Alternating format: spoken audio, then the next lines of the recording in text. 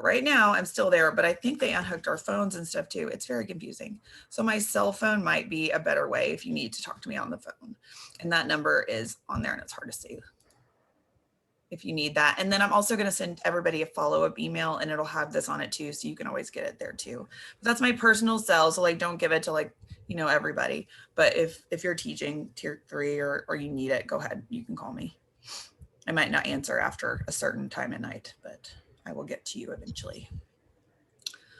And I am technically back on contract on Monday. So I should be easier to reach during the day. I really tried not to work this summer, you guys, when I was not on contract. I think we all needed that. It's been a few years of power through, keep going. And this year I just said, I'm not going to work when I'm not on contract. I'm not going to because I need a break, and we all do. So there's things that I wish we could have gotten done that maybe didn't get done. But I have about a month till everybody comes back. So maybe we can collaborate. Also, if you didn't know, my boss, Hope Worsham, the curriculum and instruction executive director, did take a different position and is now working for the state. So my new boss, I haven't met her yet. Her name is Shay Lauren. And I hopefully will meet her next week when I start back. And there could be some changes. I don't know because I haven't met with her yet, but we'll just see. So today is about response to intervention, school-based intervention teams, and dyslexia screening and placement. It doesn't like me clicking. We just got some things to take care of at the top. Please type your first and last name in the chat so that I can give you credit if you haven't already. Also, if you give me your school, that's helpful. We're going to listen fully and reflectively. I know we're all busy and at our houses and trying to, you know, or we might not be at our houses, but just trying to focus. I'm at my house too. So, because my office looks like a disaster area. If you need to go to the restroom, just take a break on your own. And then if I've got a question, if you have a question that I can't answer during this presentation or you don't feel comfortable asking, you can either email me or you can put it on the Padlet. So the Padlet is also linked in your agenda. So if you're like, I just want to ask this question, I don't really know, we haven't had time to cover it, you can just put it there. And then I also have the agenda linked in the slides. Okay, just a little disclaimer.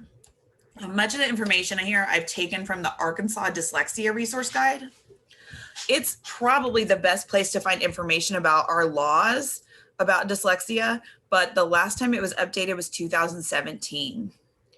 And I made our own guide, not to say that the state's guide wasn't correct, it is, and it was, you know, done by some really talented people, but I tried to make us a guide that had our programs in it, our screeners in it, so that we aren't just saying, and then give a screener, and then figure out what to do, and then do a program.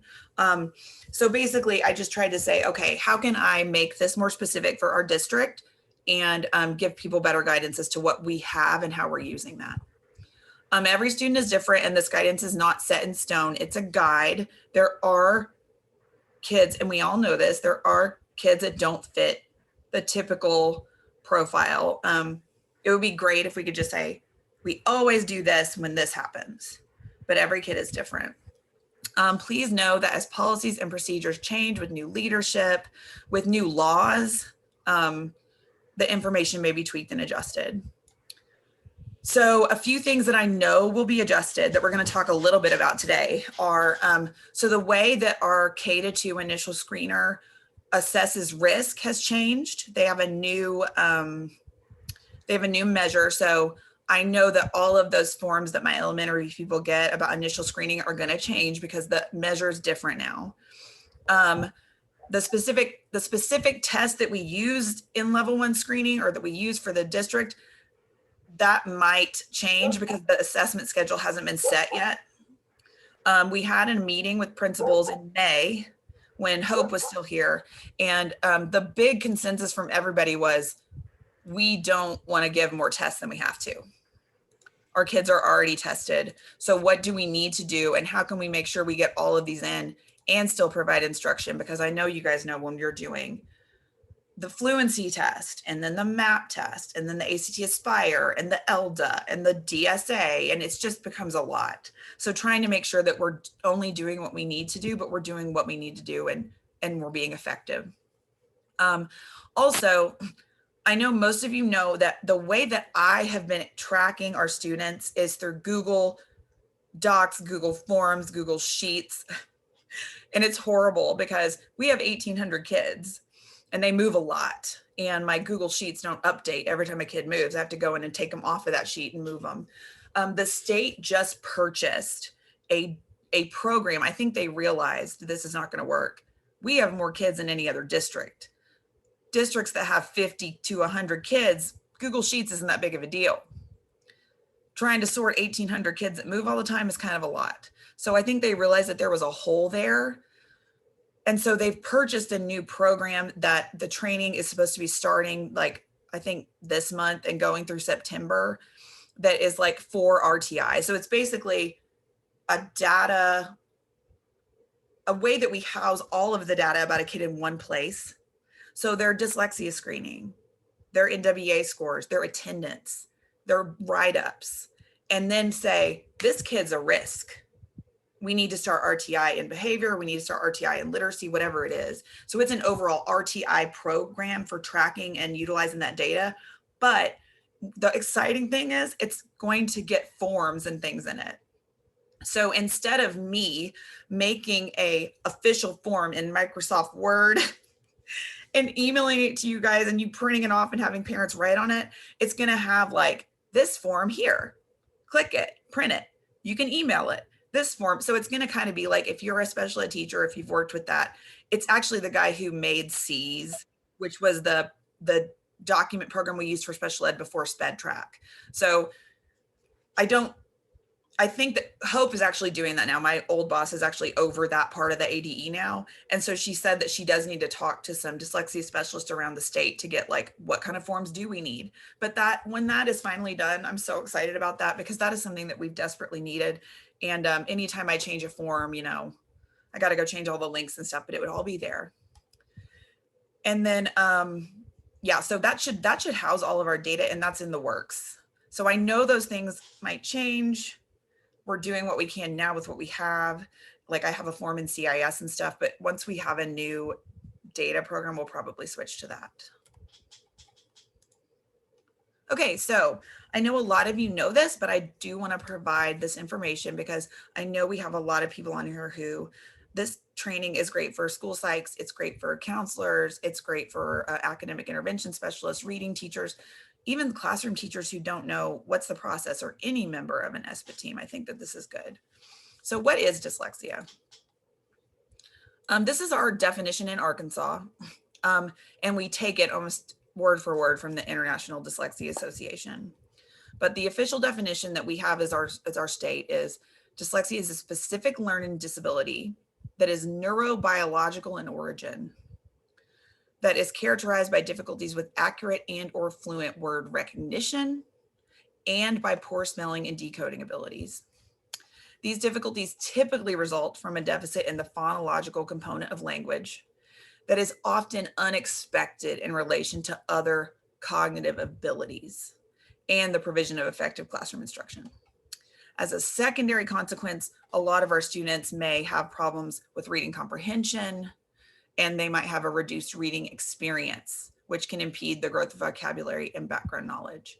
So reading comprehension and lower vocabulary, background knowledge, those are secondary consequences of this issue, the phonological component that is causing poor accuracy and fluency in word recognition, spelling, and decoding. So a lot of times kids will have both of these things, but it might be because of this. We're going to break that down. So this is out of a lot of times I hear dyslexia isn't special education. And the point of the law actually was to prevent that. Because if we catch a kid in K1 and 2 with especially K-1 who is having difficulty with these skills, we might be able to turn that learning disability into a learning difference. If we can get them before they fail, we can really improve outcomes for that child. In the past, and I don't know if you guys know this about special ed, but you can have a learning disability and not qualify for special education if you don't have what's called an adverse effect. So if you are not failing, a lot of times you're not required to be served by special education. And so we had parents who were taking their kids who had really high IQs, who were in GT, who were crying at night because they were spending so long trying to get through their reading, and telling them, we can't help your kid because they're not failing. And then when they got to a place where they were failing, then we said we would help them. But at that point, how much struggle, how discouraged is that kid, that parent? What have they missed? And so this law came about from parents saying, hey, why are we waiting for kids to fail before we intervene if we know that if we get them earlier, we might prevent this? But in special education, dyslexia is actually listed in IDEA as a specific learning disability. There are 13 categories in SPED for qualifying conditions, and one of them is specific learning disability. Underneath that category in the IDEA law, it says like dyslexia. They're interchangeable terms. And if you have a specific learning disability in word reading or basic reading or reading fluency, that means the same thing. So the difference in whether a kid needs intervention only, intervention and a 504, or special education is how far behind are they? Do we need to completely modify the curriculum, and are they having an adverse effect? So we would like to get those kids before they fail, because at that point they're already pretty discouraged, and they've learned some bad habits too. Out of every kid that is in special education right now that has SLD, which is specific learning disability, 80% of those kids have a reading issue. It is much more common for a child to have a reading disability than just a math disability alone.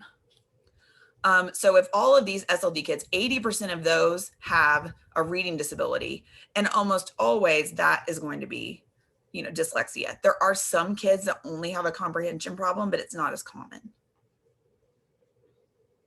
And a lot of times our students on the autism spectrum, they'll have what we call hyperlexia, which is being able to read every word accurately. They'll correct your spelling, but then when you ask them, what did we just read about? They can't tell you anything that you just read. So difficulties with accurate and or fluent word recognition. What does that mean? So the simple view of reading, which I know we've all had just banged into our head over and over again, is decoding times language comprehension equals reading comprehension. And if you remember RISE, the reason it's multiplication is because if you don't have decoding or you don't have language comprehension and you're multiplying, you're going to get 0. So if you're that kid that's got hyperlexia and can read all of the words, but you don't understand what the words mean, or if you happen to have good phonics skills, but you don't speak English, you're great at decoding, you know the rules, but you can't speak it. Like, I can read you something in Spanish. I can read it fluently. But if you asked me to tell you what I read, I probably couldn't remember what those words meant. I wasn't making an image in my head when I read those words because I don't have a good understanding of what they mean. So you have to have both of these things to get to a place where a kid can read words and understand them. Kids with characteristics of dyslexia have a problem with this part of the simple view of reading. They have a problem with the decoding part. And that's also phonological awareness, phonemic awareness, and phonics. And then that also results here because you can't have fluency if you don't have these things. And then they went and called that word recognition because decoding leads to word recognition. As adults, we're pretty good readers, probably. We've made it through college. We're educators. We know what words are automatically. We can't even not read them. If the word is there, we just automatically read it because we've stored that permanently. If I learn a new word, like oftentimes when I'm reading my boys' books about dinosaurs, I will have to look at the pronunciation of that dinosaur's name every time. Yes, did I read that word 2 minutes ago? Yeah, but I've still got to go back and say Syncomimus or Diplodocus, and so that's kind of where, if I read that enough, I'll be able to tell you that's Diplodocus and I'll know that word permanently. But until I get to that point, I will be sounding it out every time. So, signs to look for. With decoding, nonsense words are really important because our brain is good at memorizing words to an extent. If we don't know the sounds, we can hold a certain amount of words in our head by memory, but we're going to hit a wall where once we get to bigger words, if we don't know what that word looks like and we haven't stored the way that it looks in our brain, we have no skill to figure it out.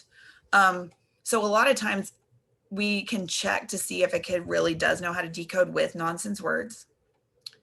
And usually this is going to be where our kids with characteristics bottom out. Maybe you say, you know what, that wasn't that bad. They did pretty good on the San Diego, quick screener. And then you give them nonsense words and they can't read like a 3-letter nonsense word. That's a big sign. Because if they can't read a nonsense word, that means they can't read any word they've never seen before. They don't have the strategy. Kids with characteristics will do worse when you give them a list of real words out of context because they have overdeveloped their ability to use context clues to try and figure out the rest of the sentence. And typically what you'll see is they will give you a word that is very close to that word. I think it's on the next slide. So like dominion, that's not a very common word. They'll probably tell you that's another word that starts with D. Sundry, I think almost every kid I've ever given this test to said Sunday because they've seen Sunday. It's close to Sunday. They're looking at it visually and they go, that's Sunday. So that is where they're going to struggle. They'll typically do better if you give them a passage because they're using all their brain power to figure out the words around it. But I mean, I have seen where I've given a kid they do terrible on a passage, right? It would say it's their frustration level, but then they can tell me everything that happened in the story because they got to it eventually. But when you give them like a science textbook, a social studies textbook, like that's not going to happen. They really are going to have to know those words. So some implications, like we said before, students may have memorized a lot of real words, but they can't decode nonsense words with typical patterns. So that's going to mess up when they get to multisyllabic unknown words. And this is just talking about why should we give that? Because we really are giving them a test to see if they know those phonics skills. That's why nonsense words are so important. We want to make sure that they are using the phonological part of their brain to read and they recognize those patterns, because if they're not, they're using the visual side and it's not efficient and it's going to hit us. What's the word I'm looking for? It's just going to max out. There's only so much you can do. Oh yeah, here we go. So this is like dimension. Sunday, I'm not sure what impetus is, but hey, they just left out a whole syllable. And I know that you guys have, anybody that's given word reading assessments, I know you guys see this kind of thing all the time, where they take that first letter or the first and the last part of it, right? Like dimension, they're like, that looks like this word. And so I'm going to guess that. And a lot of times they'll leave out entire syllables. So fluency is that bridge, like it showed the little arrows connecting them to language and decoding. It's that bridge between both. So if this is underdeveloped, fluency is going to be poor. Spelling. A lot of times spelling gives us more information than any other assessment. I feel like a writing sample or a spelling test tells me so much about a kid. And I can take this and I can see what type of errors students are making. And I don't want to go over anybody's head, but students can either be making a phonological error, which is a sound error, or an orthographic error, which is kind of like a spelling error. So they'll have all the sounds there, but it's not the right ones. For example, here he spelled B-E-E, and they gave him a sentence. So he knew he was given the correct B in the sentence, but he spelled it this way. So for this word, that's not how we spell it. Does he know the sounds in that word? Yes. He's got the B-E. E does say long E, but he chose the wrong one. So this would be an orthographic error. This is cake. And I'm pretty sure that's a backwards K-A-R-E. So here we've got a phonological error. K-A is right, but this R-E, that's not what we're hearing. Cake. He's not hearing that sound. Cold. What do you guys think? Is cold a phonological error or an orthographic error?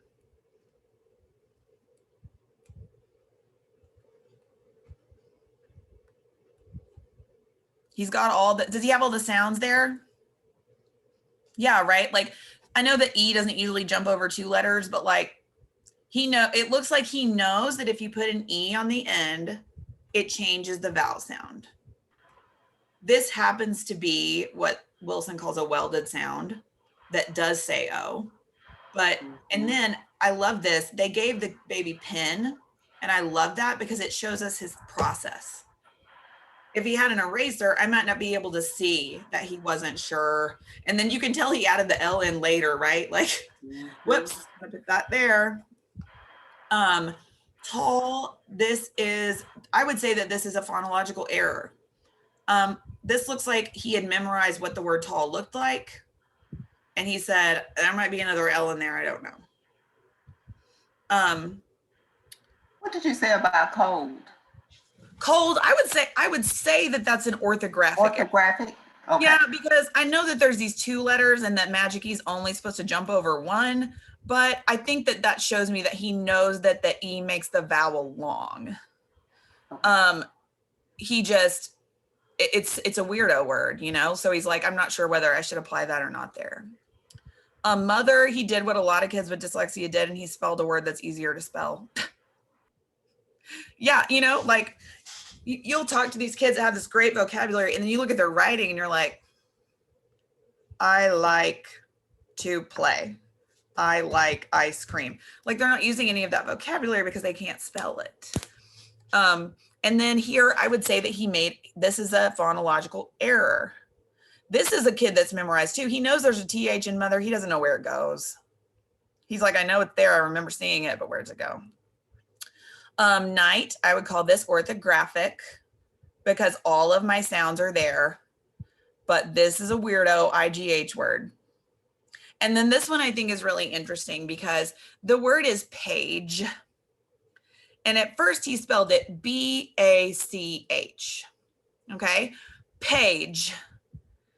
B and P are cognates, so we've got b, p, b, p. He can't differentiate between those 2. And the J sound and the CH sound are cognates too. So J, ch, J, ch. He can't tell which one you're doing. And so at first he did B-A-C-H and then he marked it out and then he put P-A-G, but then I think he was like, wait, G doesn't say that, J does. So then he put P-A-C-H and J. And so here it's a phonological error, but we do get more information. We know that he heard a J at the end, but the rule is that in English, we don't end words with J. So if you hear a J, you're going to spell it G-E or G-I or G-Y. So because we used a pen, we can kind of see what he was doing. And then here, like, look at camped. He heard all of the sounds in camped, but he didn't know that when we're talking about a past tense verb, we're going to do ED, even though it says T. So at first, we might think that this kid doesn't have phonological issues. But when you really look at the writing, we see that he's been partially remediated. And honestly, guys, that's really what I'm seeing a lot of now is we get used to when we gave a phonological awareness test, we could so clearly tell the kids that had a problem because they got nothing right, right? And we'd be like, oh, look, it's nothing or they're fine.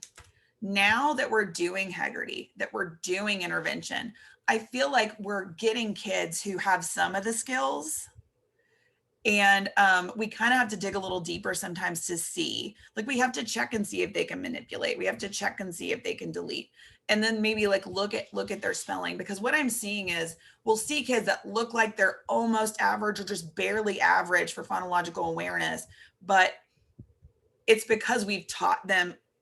We've done evidence-based instruction for a little bit. We haven't completely remediated that, but we're getting there. And so that's encouraging because we are working to improve this, but it also makes it a little bit harder to figure out which kids really need it and which kids don't. Because if everybody's doing better, sometimes we maybe think that they're okay. Has anybody else noticed that? Like, did you see, and I know this was like the worst year ever, but did you see like some improved phonological awareness after we started using Haggerty with your tier 3 kids even? Yeah, that's what I'm hoping. And so here's the thing. It's a lot like our Wilson lessons.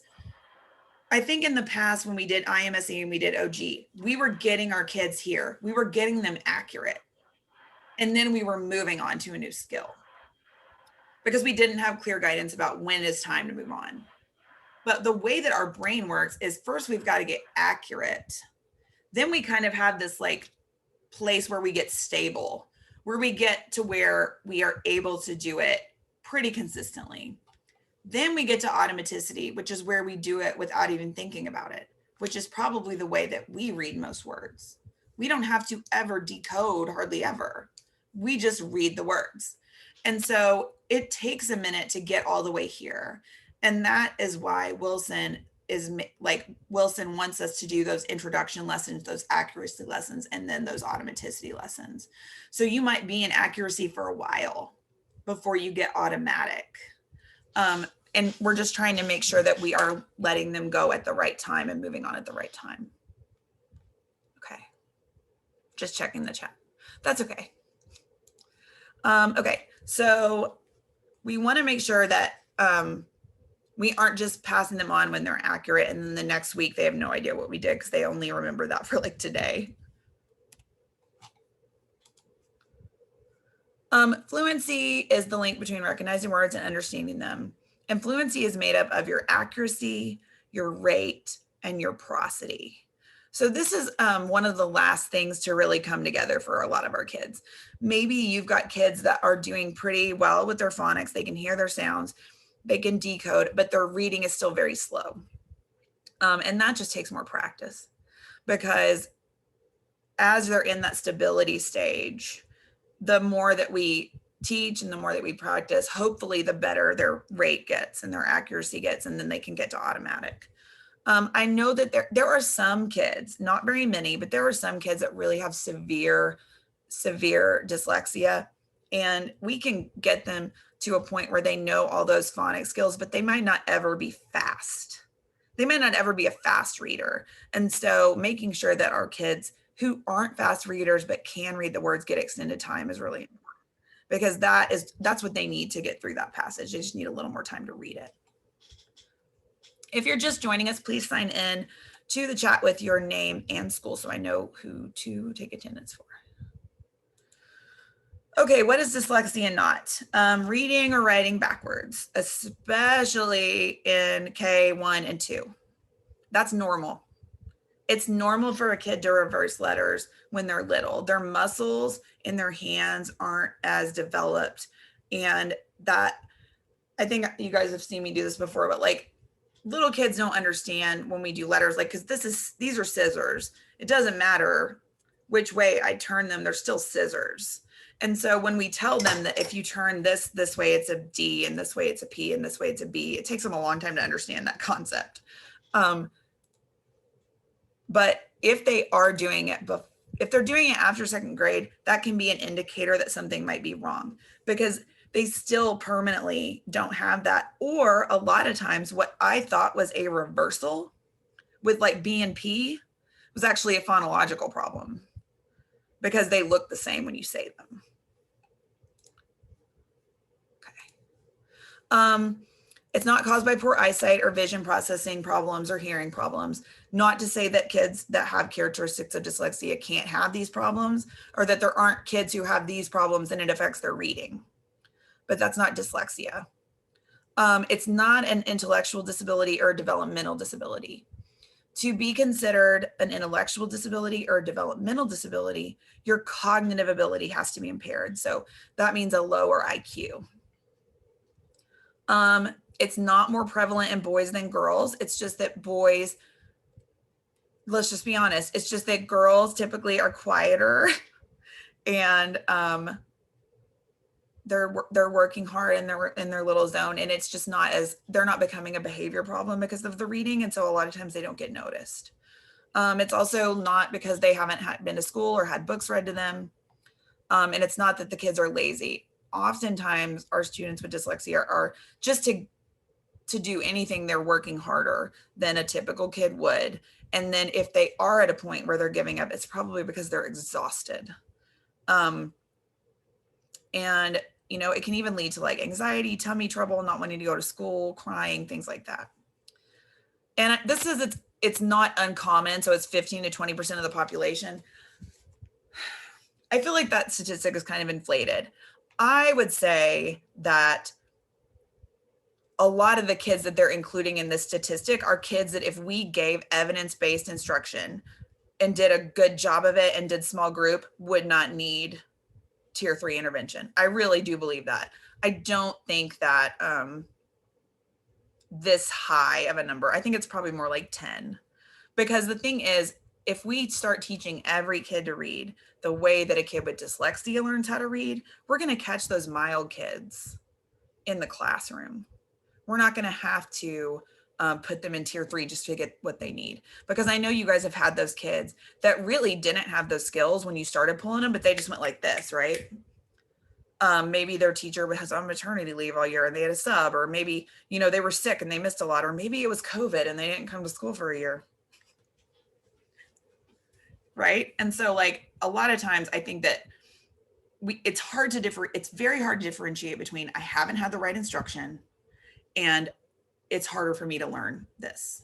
I think it's very hard to differentiate, because until you teach them the way that science tells us to teach reading, until we see how they respond, we can't really say that it's characteristics of dyslexia or not. Because and it doesn't happen often, but I have seen kids who maybe looked tier 3 when we did their screener. As soon as you taught, there was like, pew, pew, pew. Whoa, I know this, I can do it. All right, let's go. Like they really just needed somebody to tell them, and then it's there. So I think that's really the issue, is how are they responding? Does it really take them that long to get through a lesson? Do they need 3 full lessons at a minimum to get a concept like we do in Wilson? Or do they need just words, which is like, we'll do all of step 1 in week 1, you know, just very fast. Let me check the chat.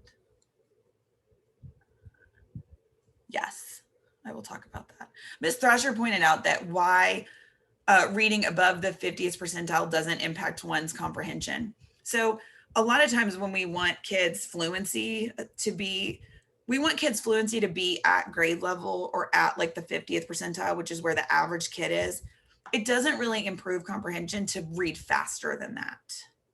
Like there's a point where reading fast can impede comprehension.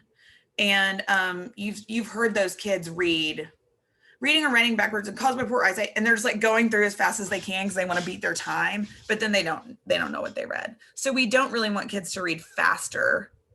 There's not like a certain pace that's like ideal. We want them to be able to read fluently to make meaning out of it, but they don't need to be like super speedy. And then, like I said here, dyslexia is not responsive to standard reading instruction. So if we're doing phonological awareness and phonics in a multisensory way, in a good scope and sequence with our tier 1 kids, that's every kid, then our kids that truly, truly have characteristics of dyslexia, I can't say they have dyslexia, but our kids that really have a learning disability, that's not going to be enough. This tier 1 won't be enough. They're going to need more. They're going to need more explicit instruction and more guidance. And that's where we give them that when we pull them out. Okay, let's not do that. Actually, does anybody have a question or want to clarify something? I know that was a lot.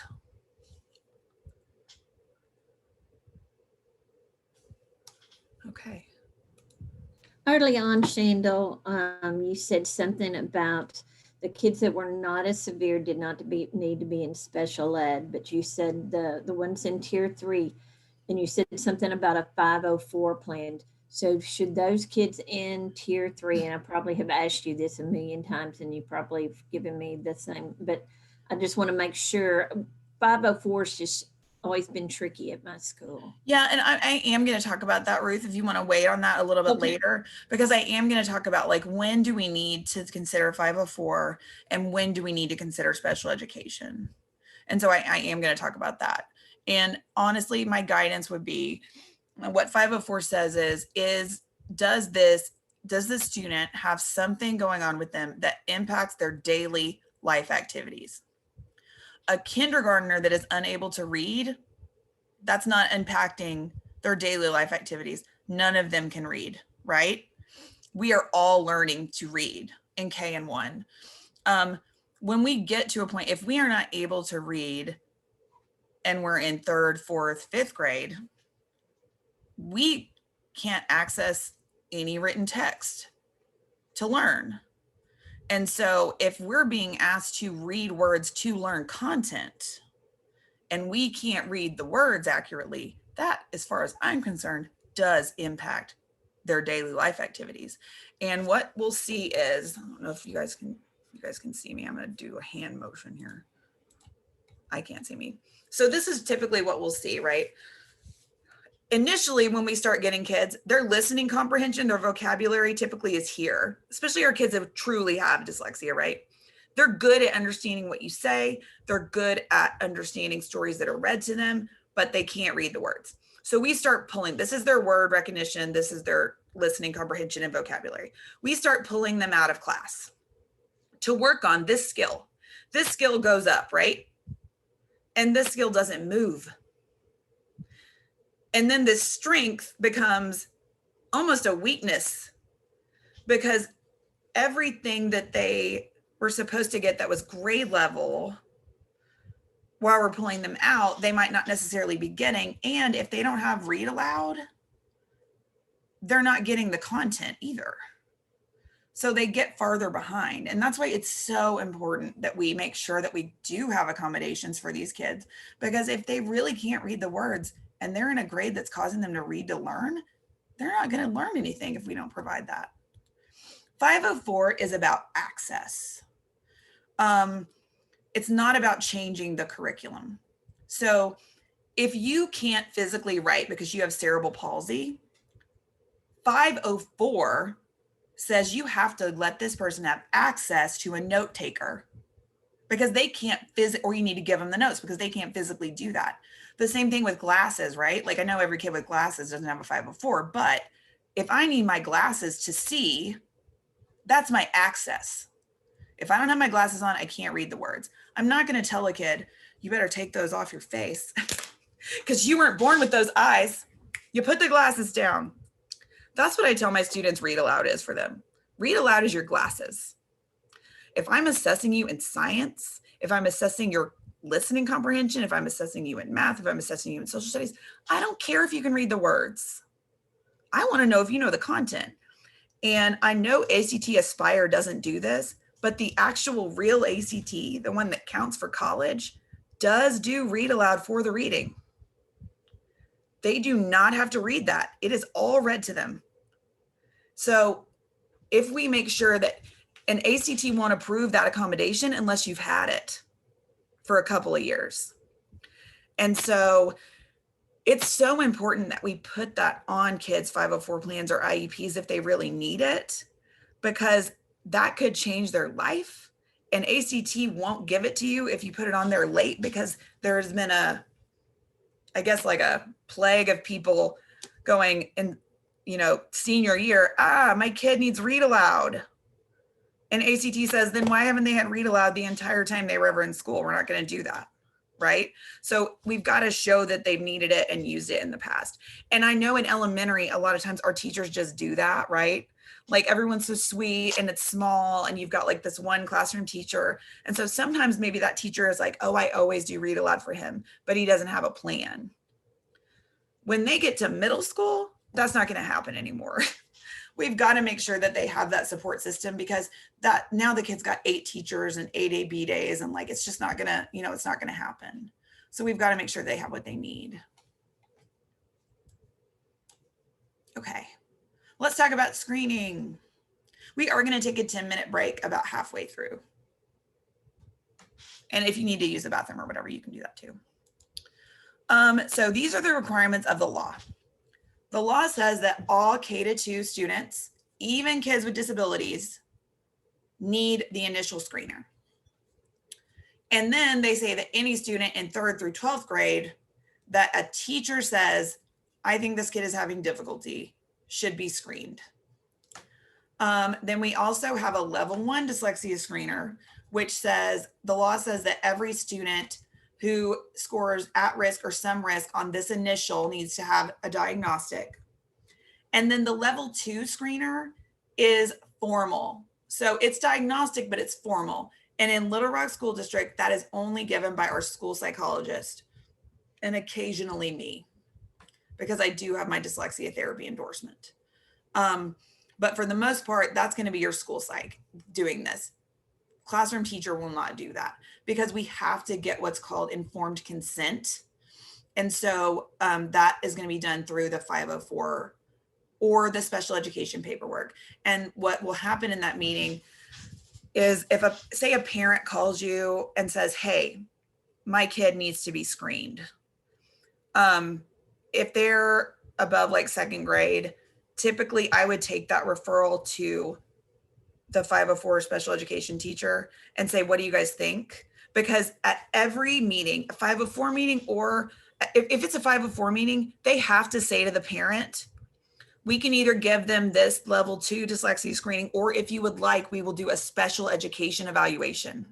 They have to offer that at that meeting. So sometimes the parent might say, I want you to do all of it. And so kind of depending on what the SBIT team thinks a kid need, they might recommend SPED or 504 do that. And I'm going to go into more depth about what that means. So what's the purpose of these tests? So the purpose of an initial screener is to assess risk. Like I said, pretty much nobody in kindergarten and 1st grade is a great reader. So it's hard for us to tell who will struggle, because there's this much difference between struggling and normal. So an initial screener predicts risk. It predicts that later this kid will be behind if we don't do something.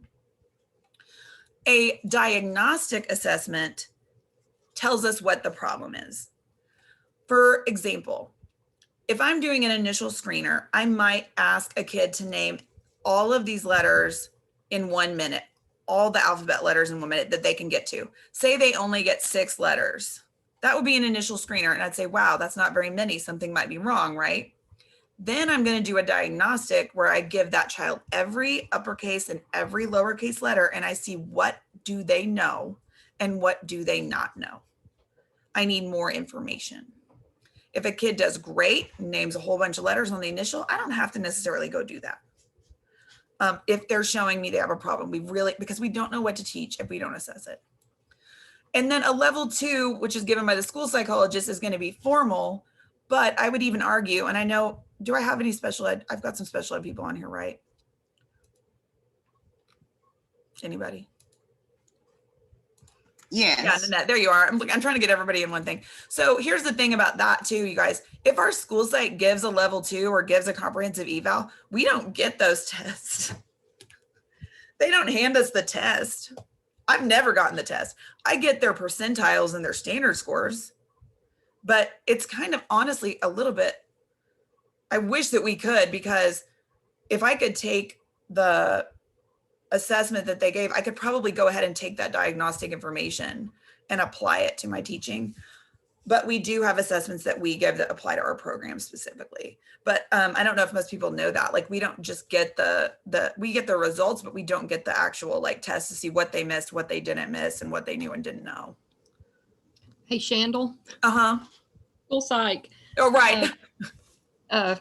Yeah, we don't give out that stuff. But Yeah, in my can you even do that? Well, in my reports, I put the kind of stuff in there that people could write goals from or go back Right. to. Not everybody does that. Right. But It just depends on which one. Yeah. And that's one reason I want to do all these classes, is so that when I write my reports, then I can put the stuff you're talking about in my report. So then the teacher can take it and say, oh, yes, this is the area of phonological awareness they were having trouble with. Yes. This is the drill I need to do to help with Yes. that. What Yes, have you. because So, typically what will happen is like we'll just see that they have a problem in that area. yes. But and then I we don't have to like go back that. and test them again, and then they're like, I just got tested. So Oh, yes, yeah. and I can, when we go back this fall, I can in our meetings maybe say that would be a good idea to put more information in there, just so that teachers have it for the classroom to know. Yeah, what to- because they can really use that, and then it saves time. yeah, Because then and they some don't have to people do. necessarily go back and do it all again when it was Yeah. already diagnostically done. Then we I'll also mention that. go ahead. I'll mention that Thank you. and suggest that we do more of that. Right. And then we also have different kinds of assessment. We have progress monitoring, which is what we do to monitor how effective our interventions are. And so our built-in progress monitoring, we've got foundations with our unit test and our dictation. We've got our 1-minute drills and phonological awareness. We have our, with WRS, our word list charting and our dictation. Like, those are things that we do in our lessons constantly. That's always progress monitoring. And then we also have outcome measurements, which are going to be your end of unit test, your end of year test, your ACT Aspire. That's going to tell me, is this kid learning what I taught? And is this kid on par with other kids at that age level? And ultimately, that's going to be the measure that we want to level out, because our goal is to get them on grade level. So that should eventually be showing up on their ACT Aspire, showing up on their NWEA. I know that it's hard when we get a kid that is 4 or 5 years behind for us to see growth on that measure, but it will get there eventually. So the required components of screening. So an initial or a level 1, or and, as both of them, have to have all of these components in them. And I am going to go over which test we use as a district to cover these skills. Initial screening. So I already talked about this. It's kind of like an initial screening is like when you go to the ER and they take your blood pressure and your temperature and your vitals. They're not figuring out what's wrong with you. You've got to see the doctor for that. But they are seeing, does this person need to go back immediately to the doctor, or can they sit in the waiting room for a minute? A level 1 is going to say what's wrong. So this is when you actually go back to the doctor and talk to them, and they ask you questions, they do more tests. That is going to say why you're sick. So in Little Rock School District, we use, and we are using this again, is we use NWEA map reading fluency, because this actually, I need to change this because they've added rapid naming. So this actually covers 5 out of the 6 areas that are required. So I need to add rapid naming to that. Right now, it doesn't have a spelling test or an encoding assessment. So we add it, and we use the developmental spelling analysis. Like I said at the very beginning of the presentation, NWEA has updated the map reading fluency test. And so I want to show you guys a quick video about what that's going to look like. I know that the district is probably going to have training in this because it is new, but I do want to show you this video, not all of it, but like parts of it, about what this is going to look like. And I do think that this is going to help us make better decisions about who to pull as far as initial goes. And if for some reason we can't hear the sound, please just let me know, because I know that happens all the time. I'm getting hoarse. I'm not used to talking this much.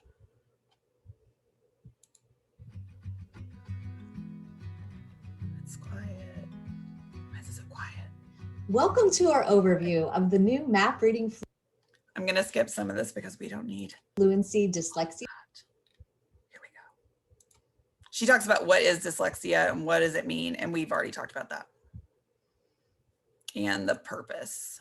And they're going to say like 50 times the disclaimer. This is not a diagnostic assessment.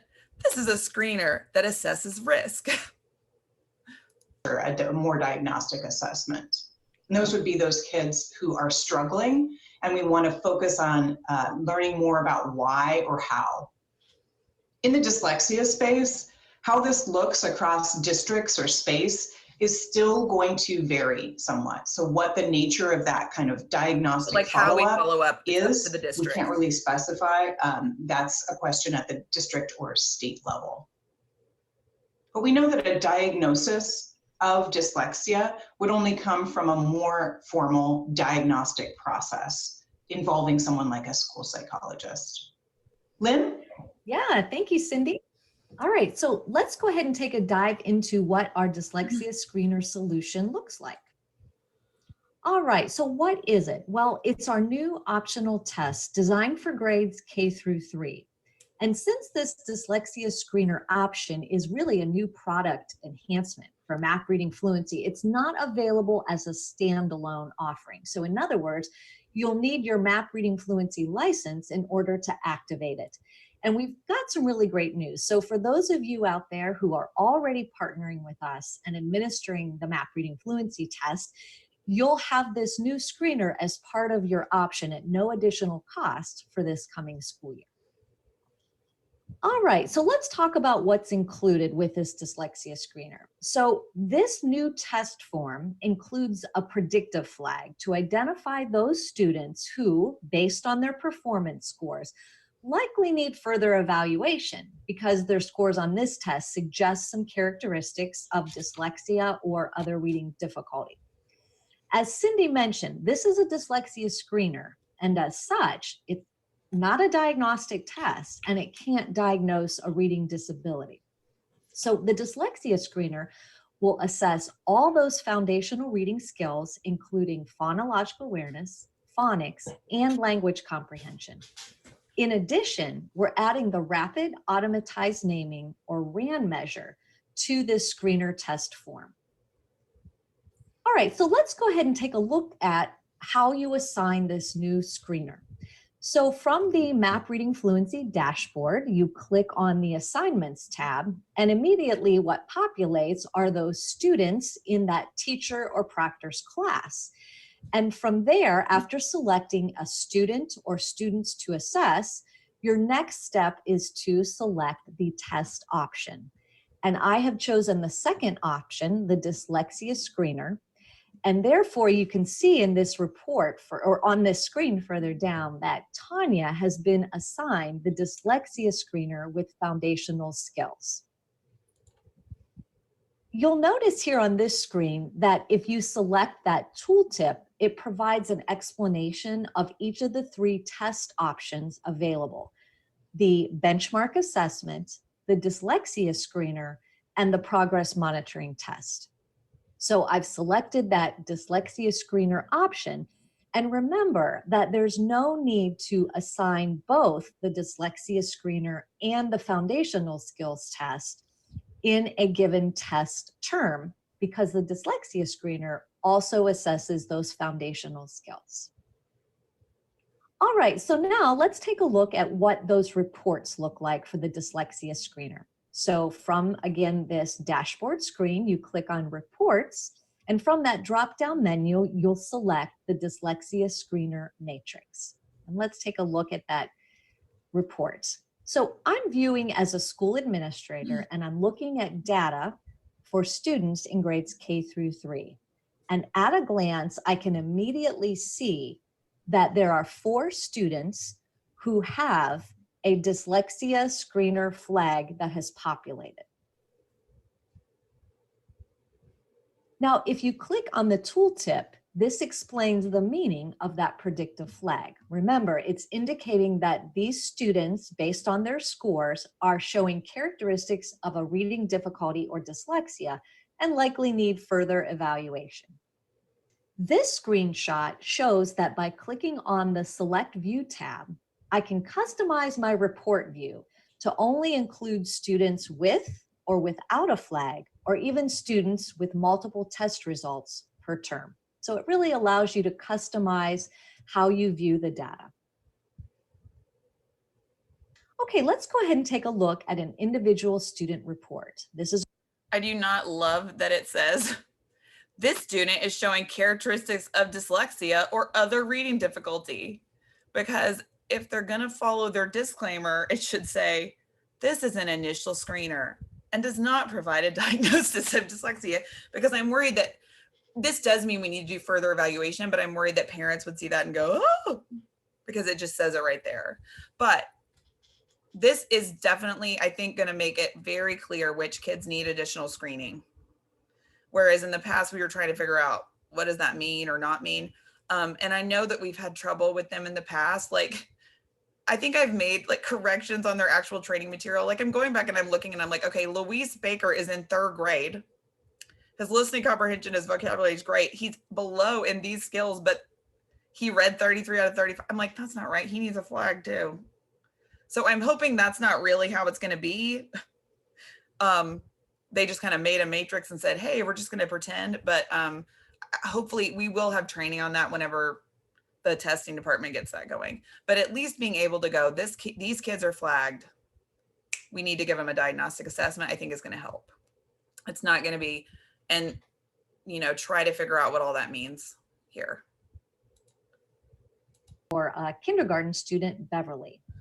And notice the purple flag displayed there front and center on her report. So I'll definitely want to further evaluate Beverly's foundational skills just to make sure that I can inform my instructional practices that will meet her needs. So in this student report towards the bottom, you'll also see Beverly's data for the rapid automatized naming measure. Except here So it says scrolling down further in Beverly's report, I can access her zones of proximal development for both phonological awareness and phonics. In addition, I can access the instructional recommendations from the Florida Center for Reading Research. All right, so Cindy, I'll turn it over to you to talk about rapid automatized naming. Great, thanks, Lynn. So this measure of naming speed, rapid automatized naming, is something that a lot of folks are just getting familiar with. So let's talk a little bit more about that, what that is. We'll be talking about why it's used and how we'll report on it, and then what teachers should do and really what they should not do with the data on rapid automatized naming. Okay, so what is rapid automatized naming? It's not a literacy skill that you're going to find in the standards. So that is another way of saying this should not be taught. It should not be practiced. It's a cognitive measure. So what you don't want to do is take time to focus on rapid automatized naming and try to improve it. It's not an instructional target. Okay, so let's talk about why a cognitive measure is relevant when you're screening for dyslexia specifically. Remember that that definition was focused on that dyslexia is neurobiological in origin. So this is not a measure you see on reading screeners generally, but it's specific to dyslexia. So what is it tapping? What's its purpose? It's assessing the speed of retrieving that name for something you're seeing, and speaking it. When students have difficulties with that naming speed, that is predictive of possible difficulties with reading, especially in the oral reading fluency space, where you're seeing something and then getting it out of your mouth, right? That speed of processing. So research is telling us that when students have difficulties, both in this naming speed, RAN, and also in phonological awareness, that combination can present a unique difficulty to students when they're learning to read. What students see is a set of objects that they will name across the rows. And again, that's measuring that student's processing speed, seeing something visual and labeling it with a name. When we report on rapid automatized naming, the values that will be important are duration and objects correct per minute. Remember, we're trying to tap into processing speed. So what should teachers do with this data? If they're not going to be teaching this, it's not in their standards. Well, this is a space where when a student is flagged by the dyslexia screener, what you want is to find that designated educator who's trained in dyslexia to help interpret that RAN data together with the foundational skills data, like Lynn showed you. So again, it's critical that we get across. Or give them a level 1 in all the areas that they flagged in. I think that you can use some of the data from the NWEA map in like a typical classroom. I think that you can, because they give you those activities that they can use. But like she said, not doing RAN in a typical time frame or making errors is a predictor that you're not going to do well in reading. So if we know that already, we can go ahead and try to intervene. And so I think that this is nice because if you gave the Arkansas rapid naming test, we didn't really know what to do with that data. It was based on school and grade. So you're supposed to take like every kindergartner at your building, put them in a spreadsheet, and then just say, these kids were the bottom 20th percent in my building. So we're going to flag them. And that was complicated and weird. And so a kid that would flag at Roberts might not look anything like a kid that would flag at Bale. And like, it was hard to use. And then if you're beyond second grade, we don't give it to everybody. So you're just supposed to like guess. So I think that this is going to help with that, because I think that we had to give that test and we were like, we don't know what to do now. And now you've kind of got a clear flag on those kids that do have trouble and that you've got to assess them more.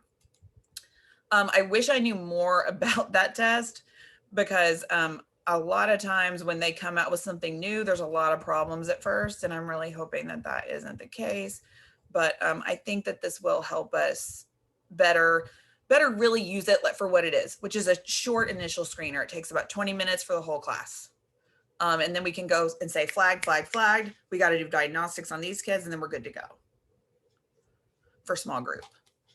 Does anybody have any questions about that?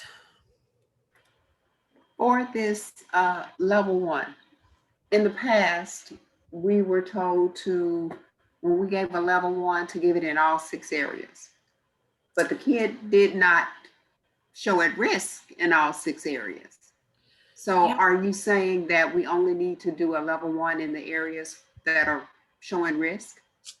Oh, I know, because this is what the law says. And this actually came up at the principal meeting, right? And they're like, why do I need to give all of it if they only flag? I think we have to be a little bit careful, because the way that this test works is that all these things right here are under phonics. And then this is under phonological awareness for this test. So like if they're flagging in phonics, we do need to know what letters I know and sound symbol and decoding. And if they're flagging in phonological awareness, they're probably flagging in phonics. I don't see that very often. I'll get back to you on that, but right now I think I'm going to have to say that we're supposed to do all of it. Okay. But also, classroom teachers should be doing this. We're going to talk about that too. Right now, this is we have to give it 3 times a year. We don't give all parts 3 times a year. And I am going to have to adjust this, because now this is called Dyslexia Screener and it has the rapid naming in it. And so in the past, we had to assign either adaptive oral reading or foundational skills. Now we can just say Dyslexia Screener, and I can take these other ones off. And I don't know the exact windows yet, because I don't know when that's going to be ready. But you guys will get all of that when we get our assessment schedule and everything up. And like in kindergarten, we'll just give that dyslexia screener, and then we'll add the DSA at the end of the year. And then for first grade, we'll do the DSA at the beginning, dyslexia screener, and DSA at the end, and the same with second grade. So it is taking one little bitty thing off of our plate. Now for a 3rd through 12th grader, we don't want to waste kids' time, right? So if I know that this kid is an older student, and say, especially middle and high, right? Say I've got a kid in my classroom and they're having trouble completing their assignments. They're doing terrible on the ACT Aspire. When they do read, it's poor. When I look at their writing sample, it's got all these errors in it. If you're in middle and high school, I think that that's enough for a teacher to say, I think something might be wrong. And in middle and high school, that teacher probably isn't doing foundational skills intervention in small group in their middle or high school classroom. So a lot of times if a teacher is concerned about a kid, this is enough, I would say, to negate a level 1 test, to take it to SBIT and say, I think they might be tested. We don't have to give them an initial test and a level 1 test and then a level 2 test. We don't have to do all of that. We can just say, let's go ahead and give this kid a test. So level 1 screening. This is a level 1 screener is diagnostic assessments that include all the required areas. So I've made a K2 screening packet that has everything in it, and a 3rd through 12th screening packet that has everything in it. And so in this packet, you can go here and say, okay, I've got to give the phonological awareness test. And here it is. Here's how each of these tests meets these areas. And then I've got a form for you to fill out at the end. And then I've got how to give it, videos for how to administer it, and copies of the forms and the rationale behind it and everything. So it's all there. Also, I'm not supposed to copy some of that stuff, but I did it anyway, and I'm sorry, don't tell. It's just like we had it in every building. We had it in every, building, but nobody knew where it was or where. And so I said, you know what? I'm just, especially with last year, everybody being at home and virtual, I was like, we're scanning this crap. So I've got those there. And in the 3rd through 12th grade one, I actually have videos about how to give each of these pieces, because a lot of times it's my upper grade teachers who struggle with giving these tests because they don't teach that in their core curriculum usually. I need to do that for K-2 too. So who needs a level 1 screener? Well, any student that flags on this K-2 test, the law says a level 1 screener must be completed so that we know exactly what to teach. So any kid that's flagged, which is what I'm going to change that to on the initial, needs to have a test to figure out what is wrong so that we can teach it.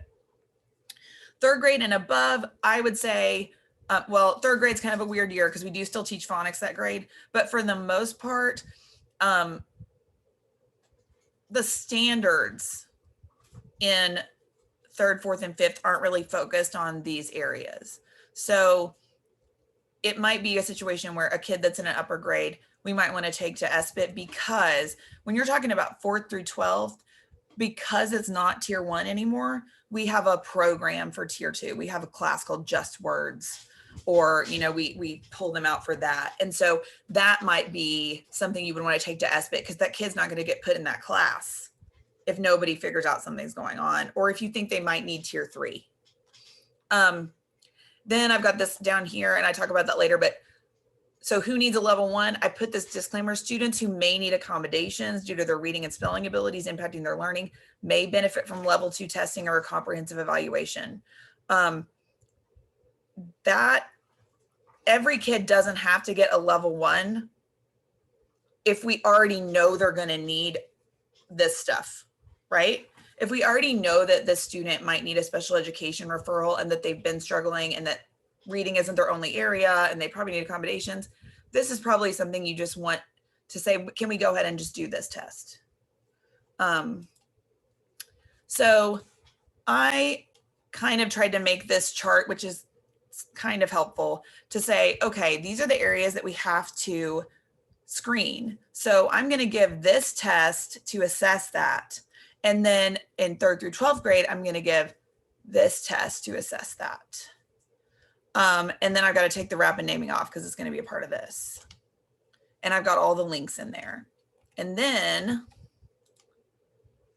I talk about in 3rd through 12th grade, I think that mostly what we'll be deciding is between the WIST or the WADE. So the WADE is a test that we give all kids in tier 3 when they start the program and at the end of the year every year. But if we are trying to decide if a kid needs tier 2 or tier 3, I recommend giving the WIST because it's going to give us percentiles and it's going to tell us where that kid is in relation to their peers, as opposed to the WADE, which is giving us information about how to use the Wilson program with them. So I think this test is better if you're talking about SBIT and deciding if a kid needs one of those things, or if you have a kid in tier 3 that you think is ready to move out. Shandel, if you give the WIST to determine if the child needs to be in tier 2 or tier 3, and the WIST indicates that the child needs to be in tier 3, you then have to give the WADE, correct? Yes, which is very frustrating because they're both made by Wilson. Like they're both made by Wilson, and honestly, they're both assessing the same thing. The only thing that's different is that the WADE is divided up by step in the program, and the WIST is just like overall skills. So you're still assessing, nonsense words, high frequency words, spelling, sentence dictation. You're still doing that, but what would be great, honestly, I wish that they could add the percentiles to the WADE. Because then we have what we need for the program, but we also have that normative data. That and would we be can wonderful. say, this kid is performing at this percentile. And it just feels like so much of a waste of time, which is why I said from now on, we're going to give the WADE when kids start, right before they start Wilson, and at the end of every year, because it doesn't make sense. Sometimes it will take us 3 weeks to give this individualized test to every kid that we see. And then it takes us 3 weeks at the end of the year. And I'm like, we cannot spend 6 weeks. If they took it in May, let's just make an estimate of where they should be. And if when we start teaching, it looks like they need to go back, we can go back and review a little bit. But I don't feel like we need to give it in May and in August. It's too much. It's to inform our instruction and to see their growth over time. And so I think if we give it once a year, that should be enough. And then you can look at your progress monitoring data because it's too much. It's too much. Okay, so who typically gives a level 1 screener? Okay, I just want to take this out, really. If the baby is in K2, we are teaching these skills in K2. If the teacher cannot give a diagnostic assessment in how many letters you know and their names, what the sounds are, what decoding and encoding skills you need, how do they know what to teach? What are you using for your small groups?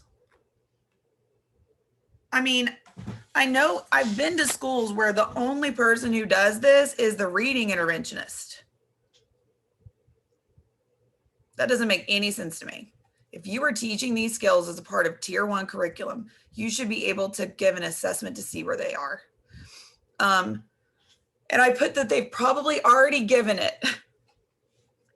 Because, some teachers, like the first thing they're going to do in kindergarten is what letters do you know? What sounds do you know? And if you're teaching foundations, you're giving unit tests after every unit. That should be informing what your kids need to know. You can get data from that and see if I need to go deeper. I just feel like I just want to take out possibly a reading interventionist. I just really want to put the classroom teacher because that should be a part of what they're doing. In 3rd through 5th, it could be the classroom teacher, could be a reading interventionist or a literacy facilitator. it just depends on what that teacher knows. I was in RISE training this summer, and the presenter said, she said, everyone that's certified in education should be able to give a level 1 screener. And I was like, I just can't imagine if I was like, hi, you teach 8th grade science, give this test. I mean, yeah, they could figure it out, I'm sure, but it doesn't really make sense. Yeah, should everybody know how? Yeah, they probably should, but we're not there yet. So, I mean, I'm hoping that maybe we can get there one day, but right now, if you don't teach any kind of reading, I think it's going to be hard for you to give that test. And then if you're talking about middle and high school, I'm possibly a reading interventionist or literacy facilitator. This year, when we did the big 5th through 12th grade screening, Heather and I did all the level 1s, or my elementaries took care of the ones that I needed there. They were like, we got it. But if it was middle or high, Heather and I went and did it, because we really didn't have very many people that could do that. And we had, at some schools we had 30 kids that needed it. And so we just ended up doing that. I don't want to do that forever. And then if if they think a kid needs level 2, it's got to be done by the school psych or by me, because this level of testing is official. We've got to have consent, and it can be enough to get a 504 plan. Like I put here, classroom teachers should be giving those assessment because that's what they're teaching. The other thing is the DSA is already diagnostic, so you don't need to give it again when you do a level 1. You just need to give additional phonics and phonological awareness. Okay. Like I said, 3rd through 12th grade, it says that any student experiencing difficulty as noted by a classroom teacher must be screened, unless they already have a diagnosis or if they've got a sensory impairment like blindness or hearing. So when do we, what do we give? What should we give? Honestly, I think if the kids in K to 2, they just need a level 1. Typically, the instruments that we use to screen for level 2 aren't really sensitive enough to catch the lower elementary kids. Because like I said, if the difference between a typical kindergartner's reading and a kid that is struggling is this big, when you look at that statistical curve on those assessments, the chance that they're going to fall in the below is pretty low. In fact, I gave the GORT, which is an oral reading test, to a 1st grader, and the student got nothing right. And that was still considered average for 1st grade. So it looked like he was fine, but he didn't get anything right. So I really didn't know, because if you can miss every question and still be okay, what did that really tell me? And so I typically don't recommend that for the little guys. But for older students, any level we can use to get intervention. If they need intervention, I can give them a screener, I can get them an intervention. But if it looks like that student is really going to need accommodations, we don't have to do a level 1 and a level 2. Our district, I think, does a pretty good job, especially in 5th through 12th grade. We're trying to give all of those kids that do bad on NWAA the WIST. So they're getting the spelling test. So we're not just arbitrarily throwing kids at, well, we haven't done anything, let's try this. We are giving them a diagnostic assessment to decide if they need tier 2 or tier 3 usually. But it might be beneficial for older kids to go to a level 2 because they're probably going to need accommodations and modifications. That's just something to consider. Okay, if a kid has an outside diagnosis, I know that you guys have all had people call your school and say, my kid's got an outside diagnosis, right? So this is what we need to do. It's not ever required to get intervention, but if a parent wants it, they absolutely can get it, but they're going to have to pay for it. we're never supposed to tell a parent, oh, you should go get an independent evaluation done, because then technically the district has to pay for it. We have people that can test their student. And they don't need it for intervention, but sometimes people just want to go get that done. And so what we need to do if that happens is we need to have the parent come in, and the school team, which is going to include a school psychologist, is going to meet with either 504 or SPED to go over that testing. And we need to do that because they might need more testing and will need consent. Sometimes a parent says their kid has dyslexia and they bring me an eye doctor note. And I'm like, oh yeah, we got to do testing. This isn't enough. So we need to have a meeting where we can get informed consent if we need more testing. And that's going to include like your IEP team, your 504 team, a parent, gen ed teacher, an interventionist, the school psych, and they're going to review those tests to determine. If the SBIT team thinks the baby needs a level 2 or a comprehensive evaluation, they're going to refer that student to the 504 coordinator and or the special education department chair to schedule a meeting to obtain informed consent for possible formal testing from a school psych. You do not have to have a level 2 to get intervention. Okay, it is basically 2. So let's go ahead and take a 10-minute break, and we'll come back at, let's just come back at 2:10. Woo. You guys have 2 extra minutes. We'll come back at 2:10. So do what you need to do. I'm going to go to the restroom and get a drink, and I will be right back if anybody has questions in between. So I'll be back at 2:10.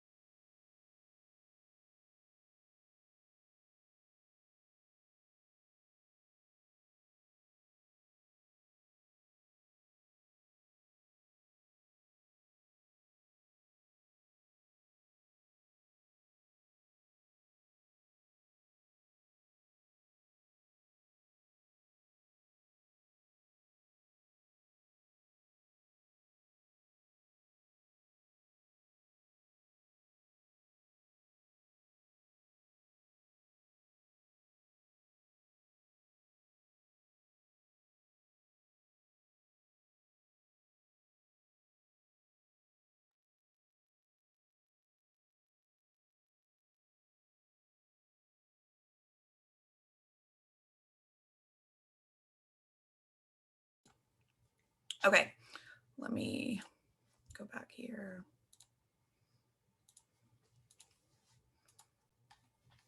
I was trying to get attendance done, but it's kind of complicated. Go away, what's happening? I hate it when my little bar is in the way of all my windows. Okay, so after screening is completed, if there's not like I'm trying to put this the right way. Sometimes you might take a kid to SBIT and SBIT will decide to do more testing. Then you're going to come back and review. Sometimes a classroom teacher might do a level 1 and start doing tier 2 intervention, and there's no need to take the kid to SBIT because they're doing fine, right? If what we're doing is working, we don't need to go to SBIT. If what we're doing isn't working, that's when we need to go to SBIT. So if the SBIT, the 504, or the IEP team says we need to do some more screening, they're going to have to meet back to see what did that screening tell them and what do they need to do next. So if it's completed, if SBIT says we need to do it, they're going to meet to discuss those results and look at the progress monitoring. And that's going to help them determine what level of support that kid needs. If the student only has mild to moderate gaps and what we're doing in tier 2 is working, then that might be all they need. If the student has mild to moderate gaps and they're in middle and high school, we might just want to recommend to put them in just words. If the student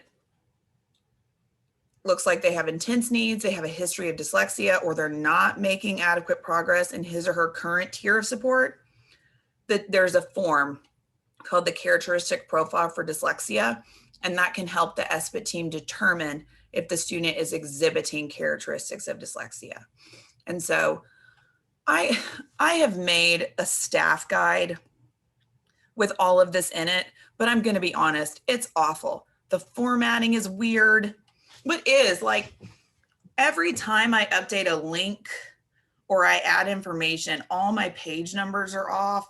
And then I've got to go back and update the table of contents, and it just needs to be updated in a lot of different places.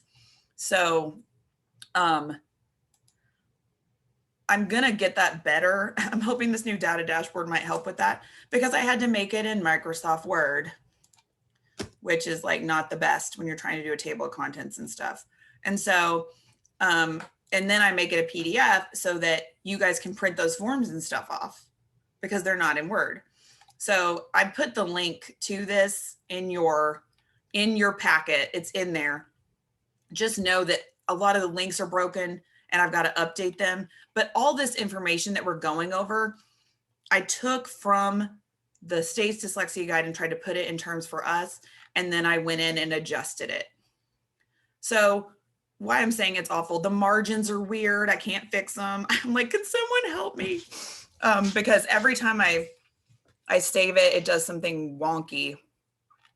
And then like sometimes like I've had to update our initial dyslexia screener list every year with what we're using and what the cutoffs are. So like I need to go back and make sure those links are right.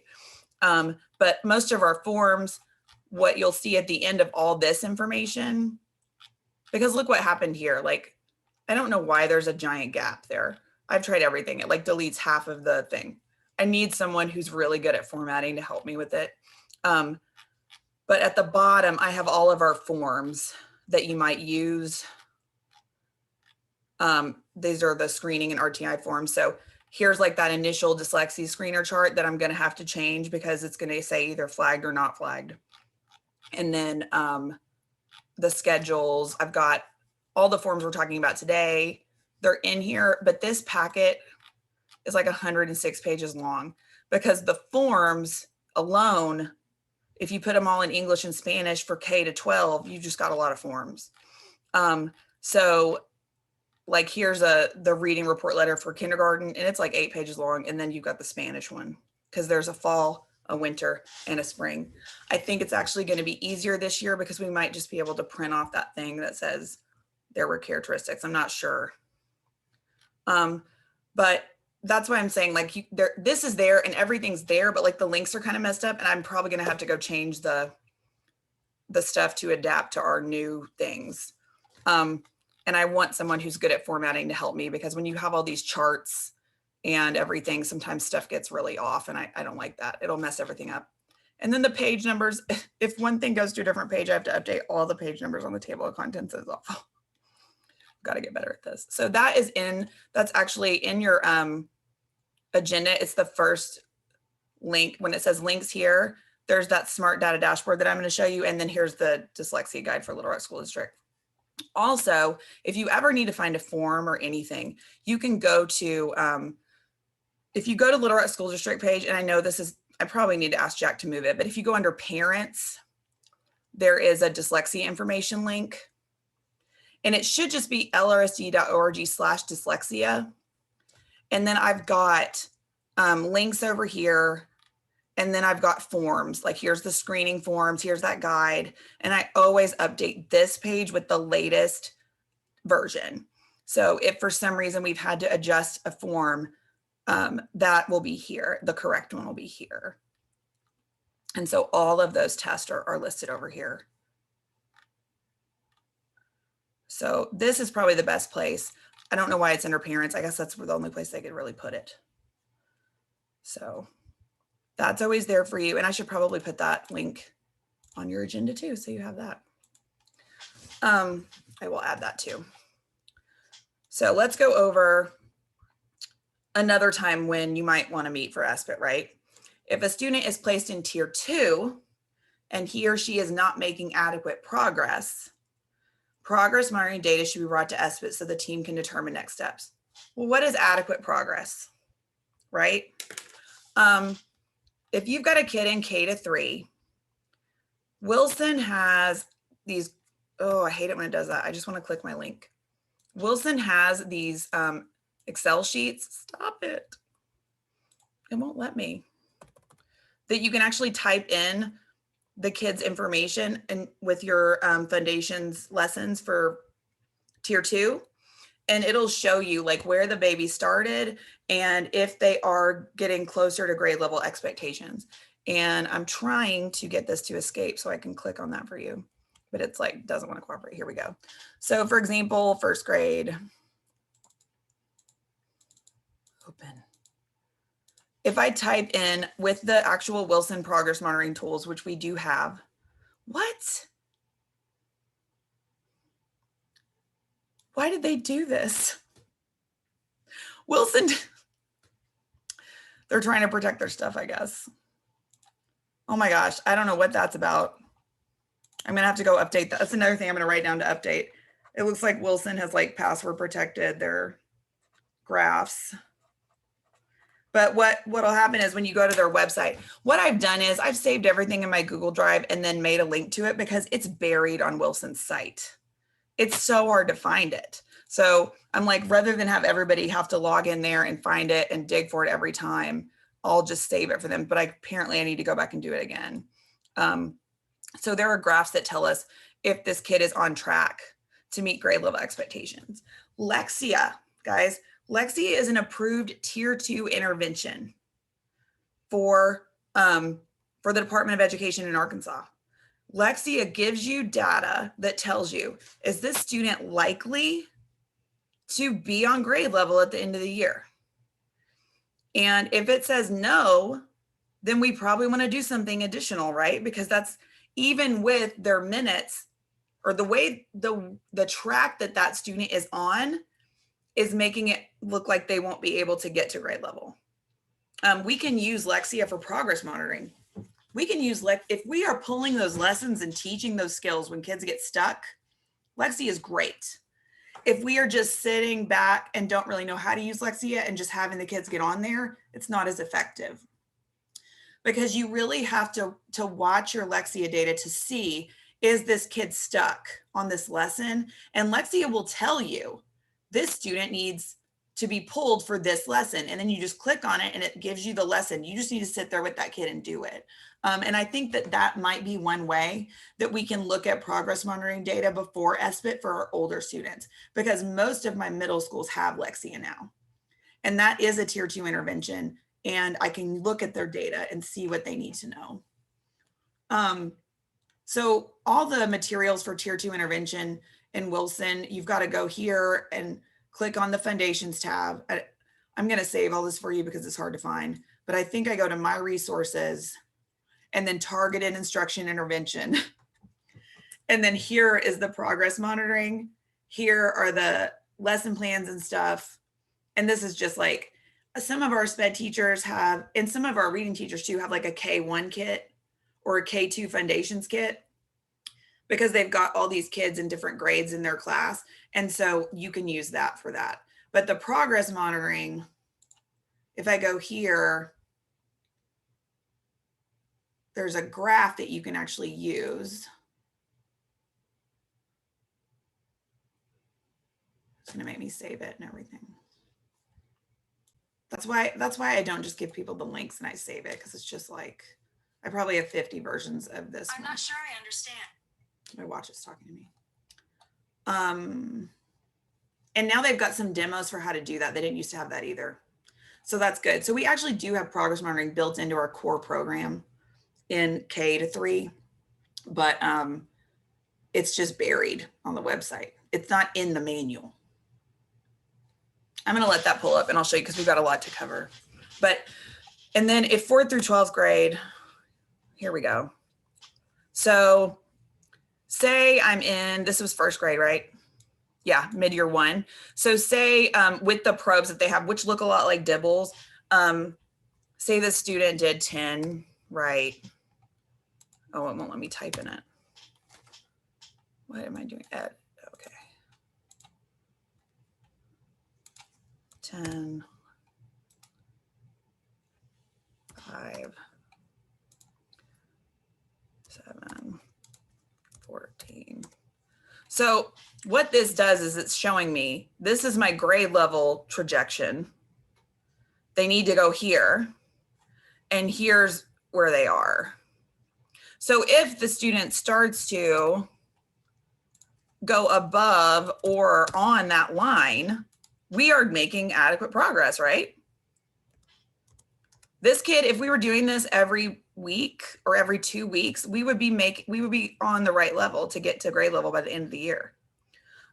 If we aren't, if the kiddo is here and they're not making growth, they're still not that far behind, they're making growth. But if they're still way down here over here, then that's where we need to say, this isn't working. We're doing this intervention and this kid is not where they need to be. And this isn't enough. I think they might need tier 3. So, if we do this for an amount of time and we're not seeing the growth that we need, we might say that they might need something else. Most kids will get it in tier 1. And then most kids just need a little extra support. It should be the smallest amount of kids that need tier 3, but I know that's not always what we have. A lot of times our RTI triangle is kind of upside down because it looks like everybody needs tier 3. So that's an easy tool to use to kind of see, am I making grade level expectations? In 4th through 12th grade, if the teacher's using just words or Lexia, students should start to improve. And if progress monitoring is occurring at least once every 2 weeks, if the student isn't making growth towards grade level, then that might be an indicator that they need to go to SBIT, because that's the goal, to get them at the end of the year to meet benchmarks. Okay, when should I go to SBIT? If you are going to take a kid to SBIT, these are the steps that I would like everybody to follow. First, if a teacher thinks something is wrong, we have this, it's like a survey where the teacher can say what they're seeing in class. They can take that to SBIT with any progress monitoring data they have, assessment data they have, and some work samples, like here's a writing sample. SBIT will discuss and notify the parent that we're worried, that we're talking about doing something with this kid. And then we have a parent interview form, which is very similar to the teacher interview form. It's asking the same questions, but from the parent, and it's asking about also family history. The parent interview form has a statement that says, completion of this form indicates the parent has been informed that a level 1 dyslexia screener will be completed for their child. We do not have to go get like a 504 informed consent meeting before we give an informal test to a student. If it's part of your core curriculum, because you're in K1 and 2 and everybody is working on it, we don't have to notify all the parents that we're asking each kid their letters You know, I asked every kid all their letters, but especially when we're talking about older grades, we want to make sure the parents know that we are going to give them a test that isn't necessarily part of the core curriculum. So we give them that, we send that parent interview home, and there's options on the parent interview to call if they need help completing the form. Oh no, this is what I'm talking about, my links. Great. I will fix that link as well. It's definitely in the screener packet. But that is kind of like, we don't have to have like official informed consent, but we need to let parents know if we're going to be testing their baby. Especially if we are considering tier 3, right? I can't get this little bar out of my way. Go away, little bar. Okay. D says that the teachers at her school don't have a good understanding about the expectations of a level 1 screener. And so it would be great if each coach could do a PD about it. I think that we might be able to, I can definitely ask Sherry about that, because the big debate at the end of the year was we should just say this is the test that we use so that everybody's not confused. If we say there's like 7 different tests. And so I don't think most of the high schools have Lexia. I know that Hall has Lexia because they had a high ELL population, and I know that Southwest has access to Lexia. But I don't think Central or West or Parkview have Lexia. And I think that this has kind of been where my suggestion has been to that is, in your building, does it look like everybody needs intervention? If it looks like everybody needs reading intervention, then we need to teach everybody, right? If I try to catch 75% of my students in pullouts in groups of 6 or 15, if I'm not doing something in every in tier 1, I can't really fix it in tier 2 or tier 3 if it's that big of a problem. You know what I mean? So with Lexia, if the whole building is struggling with reading, a lot of times we can figure out which kids only need that little bit of support from Lexia to get to where they need to go. And then we're giving everybody some instruction in this skill because it looks like everybody needs it. And so the schools that had a high population of students that weren't reading on grade level, a lot of times they chose to buy Lexia in middle and high because they said, look, we're going to have to do 15 minutes of Lexia a day because it looks like most of our students are not reading on grade level. But the ones where most of the kids are reading on grade level, or like less than half, they haven't really chosen to use that because it doesn't look like their population needs it so much. That's one thing that's hard, because I know that for years we've had some schools where it's like, well, everybody's going to need a level 1 anyway. Do we do it for everybody? So basically there's this form, and then there's the parent form.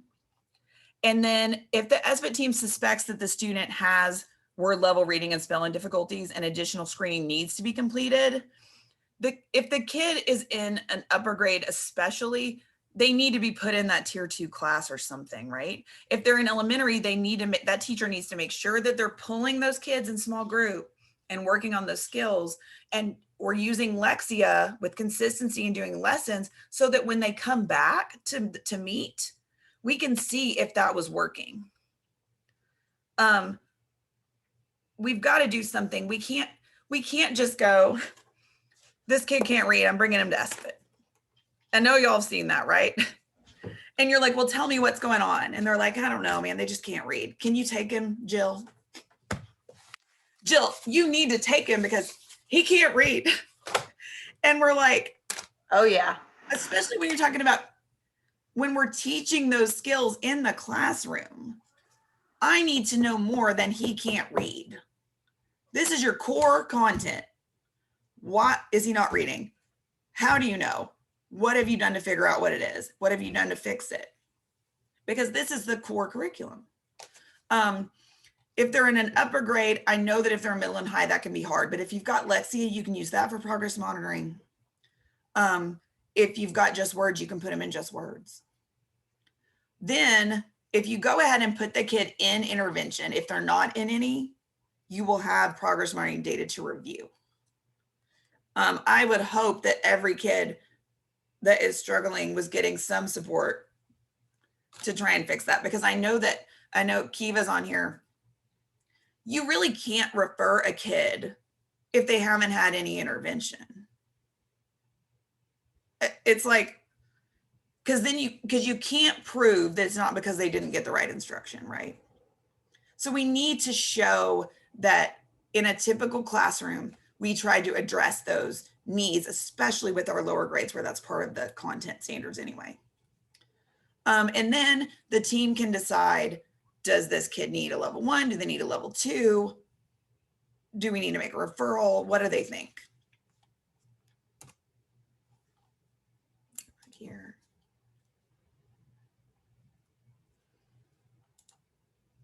Then in 3rd through 12th grade, if the team thinks that the student needs a level 1 screener, they're going to have to designate a staff member to administer that test. If the classroom teacher is not able to do that test, we need to figure out why. And if it's not really reasonable because it's the science teacher saying something's wrong and they're in middle school, we need to say this person's going to do it. Then we want to kind of follow the SPED testing guidelines. That's a pretty big cushion. 60 days is what SPED says. It shouldn't take us more than 60 days to get a kid screened with those instruments. We have to get back to the parent in a reasonable amount of time. And we've got to bring them back to SBIT in a reasonable amount of time. We can't just be like, oh, we'll get to it when we get to it. And it's been 3 months and we never did it. Then what you're going to do is you're going to bring those testing results back to SBIT and look at them. And Wilson, in 6th through 12th grade, Wilson recommends that students that fall between the 15th and 30th percentile are probably better in tier 2. And students that fall below the 15th percentile probably need to be in tier 3. And so that's why I said, if you give that WIST test, that's usually a pretty good measure of what level of support does this kid need. If we like that, if we give a kid a test in middle and high, and they're scoring in the 10th, 5th percentile, the chances that they're going to be able to make up all of that content in 1 year isn't very high. Not to say that it's impossible, but typically kids that score below the 15th percentile need that extra support. But like I said, everything needs to be based on individual student needs. I tested a kid at Parkview a couple of years ago, and she looked like a solid tier 2 kid when I gave her the WIST. And then I found out that she had been at the Hannah School for 3 years. So when you find out that this kid has been getting tier 3 for 3 years, almost exclusively, and it looks like they're in tier 2, they need to stay in tier 3 because it took them 3 years just to get to that level. We can't just, go into hyperspeed with those last skills. So you kind of have to look at the kids, but for the most part, especially if they've never had intervention, they'll probably be okay in tier 2 if they're scoring that high. And then we're going to use this profile form to help determine, is this kid exhibiting? And I'm going to go through that with you guys too. Okay, determining if the student is exhibiting characteristics of dyslexia and using the profile form.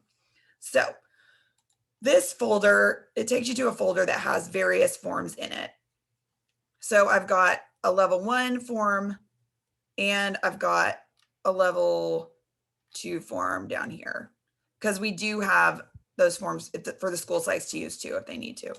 So here's that level 2 one the school sites can use, and they can put what test they give in here. But basically, this is also in that screener packet because it's like the last step really of meeting for SBIT. Here are the assessments, and it'll actually take you to those tests if you want to give those tests. Oh my gosh, I'm gonna have to update all my links because they're all messed up right now. Go back. Weird passwords have been added and everything else. Here, I actually have a picture of it on here, so we're just gonna go that way. Okay, so we're gonna fill out that form, And after we fill it out, we've got some questions to ask that will help us determine, is this kid exhibiting characteristics? And I actually just want to like walk us through that whole thing. When I did the level 1 video, I did a part at the end that was how to fill out that form after you've completed testing. And so we're going to watch that real quick, because I think that it's a good example of how do we take what we did in screening and then transfer it to this form so we can utilize that in SBIT. Where is all of my stuff? Let me go here, chat, and pull up the agenda again.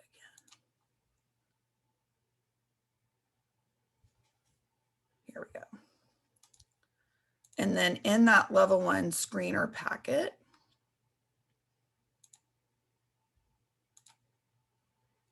I have a video for how to fill this out. And I made this video, and this sounds a little bit off in a couple of places, but overall it's fine. So this is a link to the entire video, which will show you how to give every part of a level 1 screener and how to interpret it. But there is a specific link that tells you how to use that profile form right here. Click this link on a video for how to use the characteristic profile form. So it's going to take you to the overall video here. And I'm going to go through how to fill this out. No commercials. Good. Okay, so let's talk about how to determine if a student is exhibiting characteristics of dyslexia.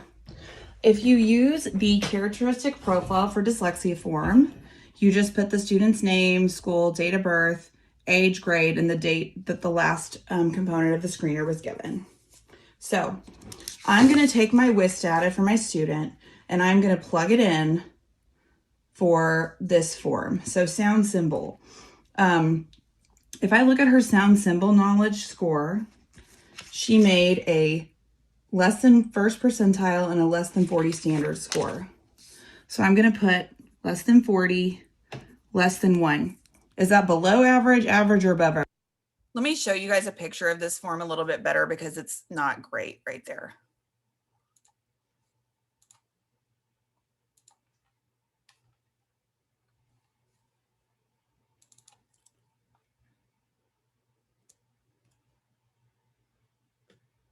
Sorry, everything's slow.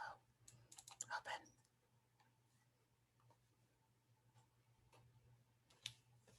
And then we're going to zoom in. Okay.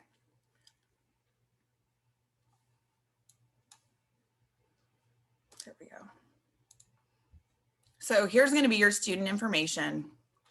And then you're going to take the assessments that you gave and it tells you exactly what to do. So here we're going to take the section 3A of the record booklet of the WIST and we're going to enter the scores there. And that's what I'm doing on that other form. So all of those tests that we have to give, we're looking at sound symbol, decoding, word recognition, encoding, phonological awareness, rapid naming, and alphabet knowledge. So those are the tests that we're giving, and that's going to help us fill this form out. What's over here is scores that are below average. This form is taken from the Scottish Rite Hospital in Texas, and so we just have those measures on here. What they say is that a standard score below 90 would be considered below average. I know that some tests don't say that, but that's what we're using. For dyslexia. That's not for special education, that's for dyslexia, right? That average would be 90 to 109 and above average is 110. Most of our tests that we give have standard scores when we're talking about the older students. The younger students, I've got measures on there as well. So now that you can kind of see this form, I'll go back to that video because you can't see it very well. Average. Well, that's less than 90, so that's below average. So you're going to now I'm going to look at the pseudo word score alone, which is a little bit tricky. So her raw score for pseudo words was 16. And that put her at a below 5th grade level. So that is below. Because she was a 10th grader. Now her word recognition score. That's where we take the read regular words and the read irregular words score, and it gives you your word identification score on the WIST. So her word identification score was less than first percentile and less than 40. So that's her standard score is less than 40, which so I'm going to enter that in here. And that is going to be below. For spelling, she was in the 3rd percentile and her standard score was 73. So I'm going to put 73, 3rd. That is below. So for primary characteristics of dyslexia, she has all of them here. The first box goes with the question. The first boxes go with, does the student demonstrate the reading and spelling characteristics of dyslexia? If yes, continue investigating the underlying cause. If no, the dyslexia identification stops. So if yes, continue on.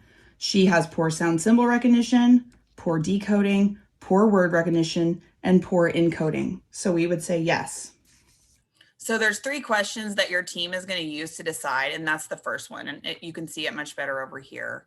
The first question is, does the student demonstrate reading and spelling characteristics of dyslexia? If yes, keep investigating. If no, we aren't going to continue with the dyslexia procedure, because if they have one area, guys, that's below, we're going to say yes.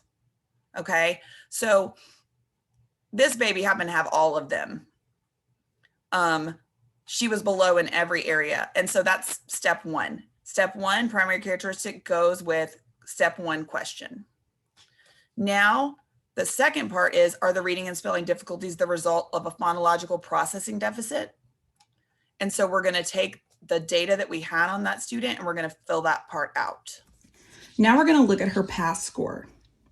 So mastery for the past, students should be mostly automatic by the end of 2nd grade and fully automatic if they are in 4th grade or above. So this is my student's past, and she had 4 out of 12 for basic syllables, 6 out of 10 for onset rhyme, 2 out of 10 automatic for phonemes, and 3 out of 20 automatic for advanced phonemes. And if I look inside Equipped for Reading Success, that puts her at about a kindergarten level for phonological awareness. So I'm going to fill in my scores here. I'm just going to transfer them over. I need to make that video again and make it clearer.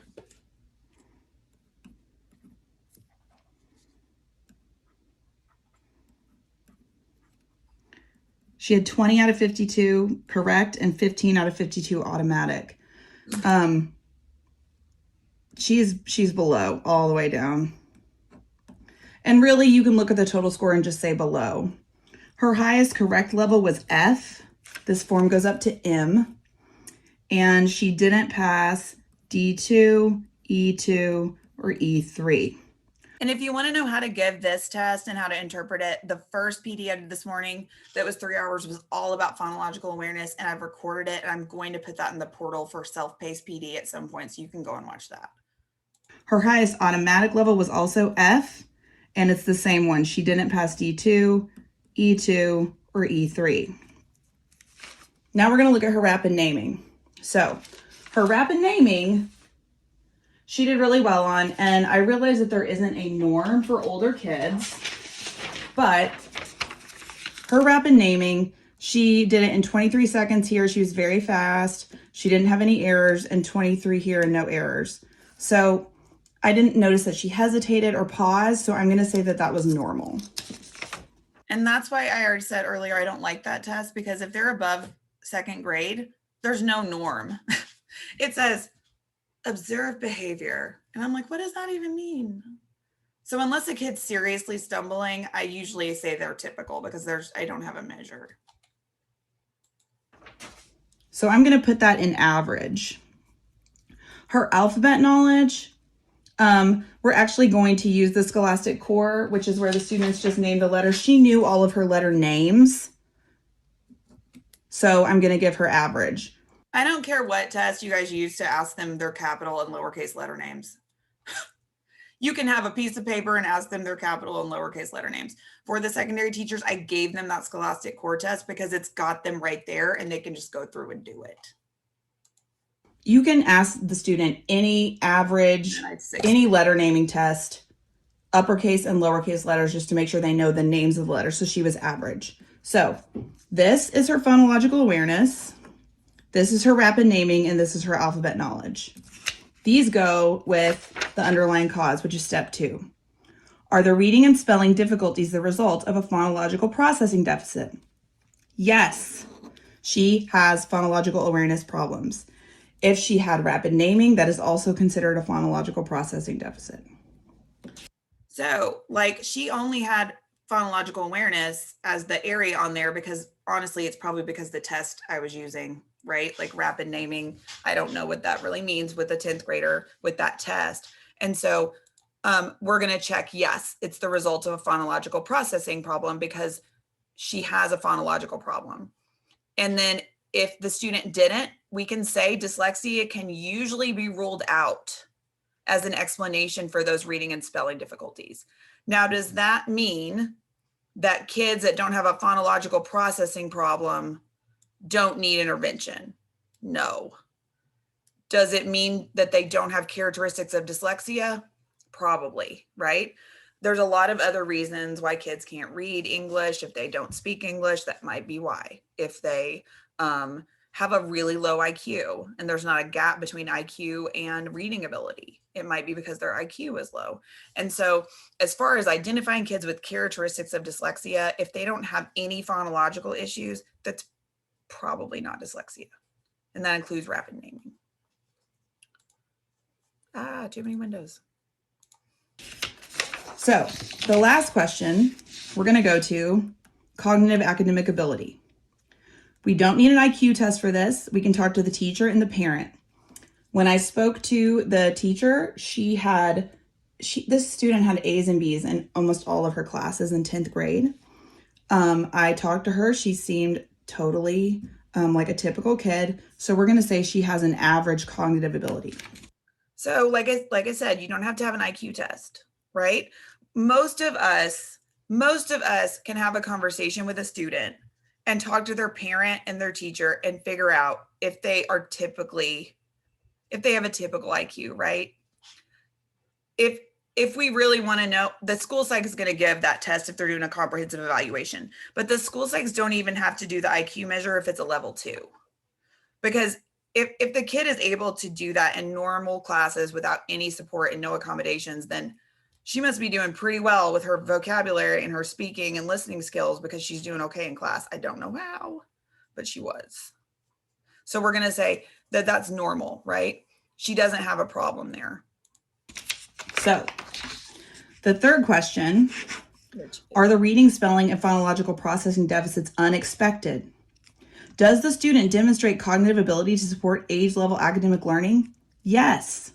She has a typical cognitive ability. So if yes, the profile meets the definition of dyslexia. If students say yes to all 3 questions, that means that they are entitled to receive dyslexia intervention and the student is exhibiting characteristics of dyslexia. Step 4 and step 5 are optional questions, but they can tell us more about the student. So those 3 questions are the ones that really determine, does the student have characteristics of dyslexia? There are 2 questions that can help the team decide if you need further testing or if you need more information, and that's these bottom 2 questions.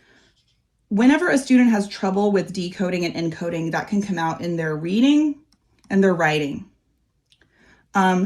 She seems to be doing okay with reading comprehension considering her reading ability, and her written expression is okay, but her spelling is pretty poor. Step 5 lets us look about student strengths and other coexisting problems that may cause your SBIT team to want to do some further assessment. These could also cause you to maybe say, maybe it's not just dyslexia, maybe the student needs more. So you're going to look at the way that they speak. Her oral language was typical. Her attention was good. Her math was good. Her handwriting was good, and her behavior was good. So I would say that all of those things were average for the student. A lot of students have attention difficulties along with characteristics of dyslexia, oral language difficulties. One sign that can really let us know that a student's cognitive ability is there is if they do better in mathematics than they do in reading. That shows us that they have the capacity. So here's where we would put our conclusion. I would say that this student does exhibit characteristics of dyslexia and qualifies for Tier 3 intervention. I would definitely say that we need to really work on this phonological awareness hard along with that phonics. And I think that this kid is going to be really successful. So I know that was a lot. That is how you can use that form as a team to say, is this kid exhibiting characteristics of dyslexia or not? And like I said before, we've got kids that have other issues. That doesn't mean they don't need intervention. If on this question, if are the reading and spelling and phonological processing deficits unexpected, if a student doesn't speak any English, it's going to be expected that they aren't able to read and write in English, right? So we're not going to say they have characteristics of dyslexia, but that doesn't mean we don't do anything, right? We're not like, oh, well, it's because of language, we're not going to do anything to help them. Like, we have other interventions that might be more appropriate for those kids. If a student, that's kind of an issue too. If a student is ELL, if their speaking and listening scores are high, like 4s and 5s, but their reading and writing is low, it might be appropriate to put them in a Tier 2 or a Tier 3 class to learn reading, because they understand spoken English and they can speak English, but they still can't read and write. And if they're in certain grades, they won't get those phonics skills unless we pull them in some group. So if a kid has a very low IQ, does that mean, it means they don't have dyslexia necessarily, there's not a gap, but does it mean they still need to work on reading? Yes. And you know, this has been probably my number one question that I get with SPED. When we've got kids that are labeled intellectual disabilities, they don't have dyslexia because they don't have a typical IQ. Does that mean that they can't learn how to read? No. What we use to teach reading with our dyslexia kids is still the most effective way to teach reading for any kid. Is it going to take a student with a low IQ longer? Absolutely. I did attend a seminar with DESE this summer. It was only about an hour long, but the lady was talking about helping our students that have intellectual disabilities with reading. And they used a program similar to Wilson. It was science or reading based instruction, and they did see growth. They did see growth.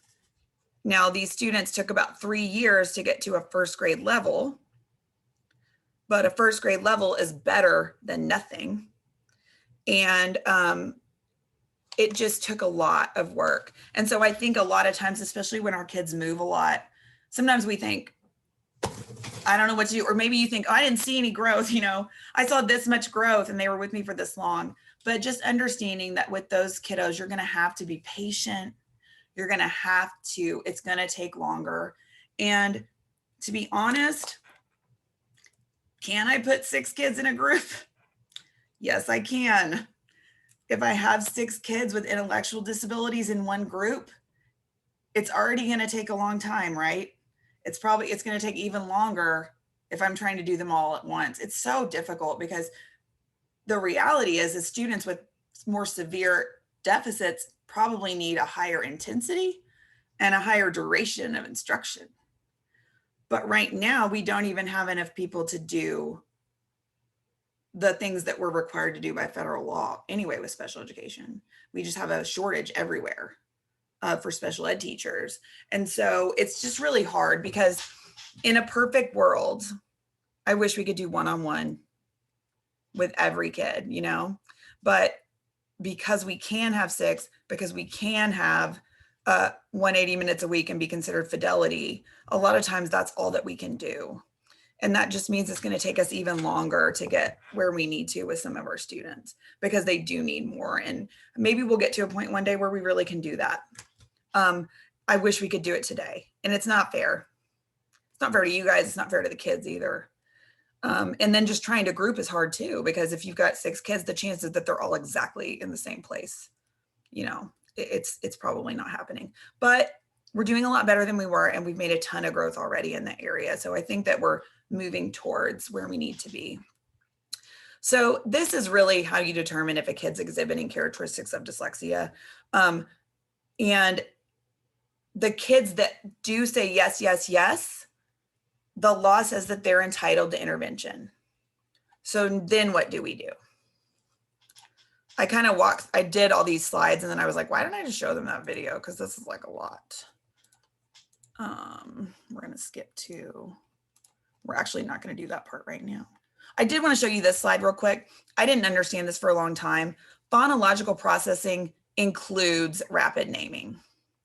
And so on that form where it says alphabet knowledge, they actually put it under there because the kids are calling the name of a letter the way that similarly they would be saying sock, ball, cat on that rapid naming test with NWEA, or with the one that we give, that blue, black, green, yellow, red, blue, black.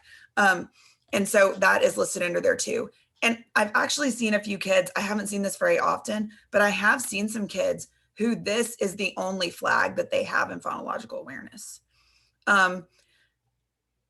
Kids with dyslexia will either have a rapid naming issue or a phonological awareness or memory issue, or they will have both. And what we call those students is we say they have a double deficit. Because not only is it hard for them to process sound, it's also hard for them to process information.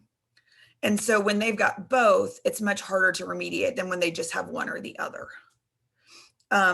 But like, we don't teach rapid naming, but it's such a good indicator that a kid will struggle. It can really tell us who to go ahead and start working with. And then I talked about the form. We talked about the secondary characteristics.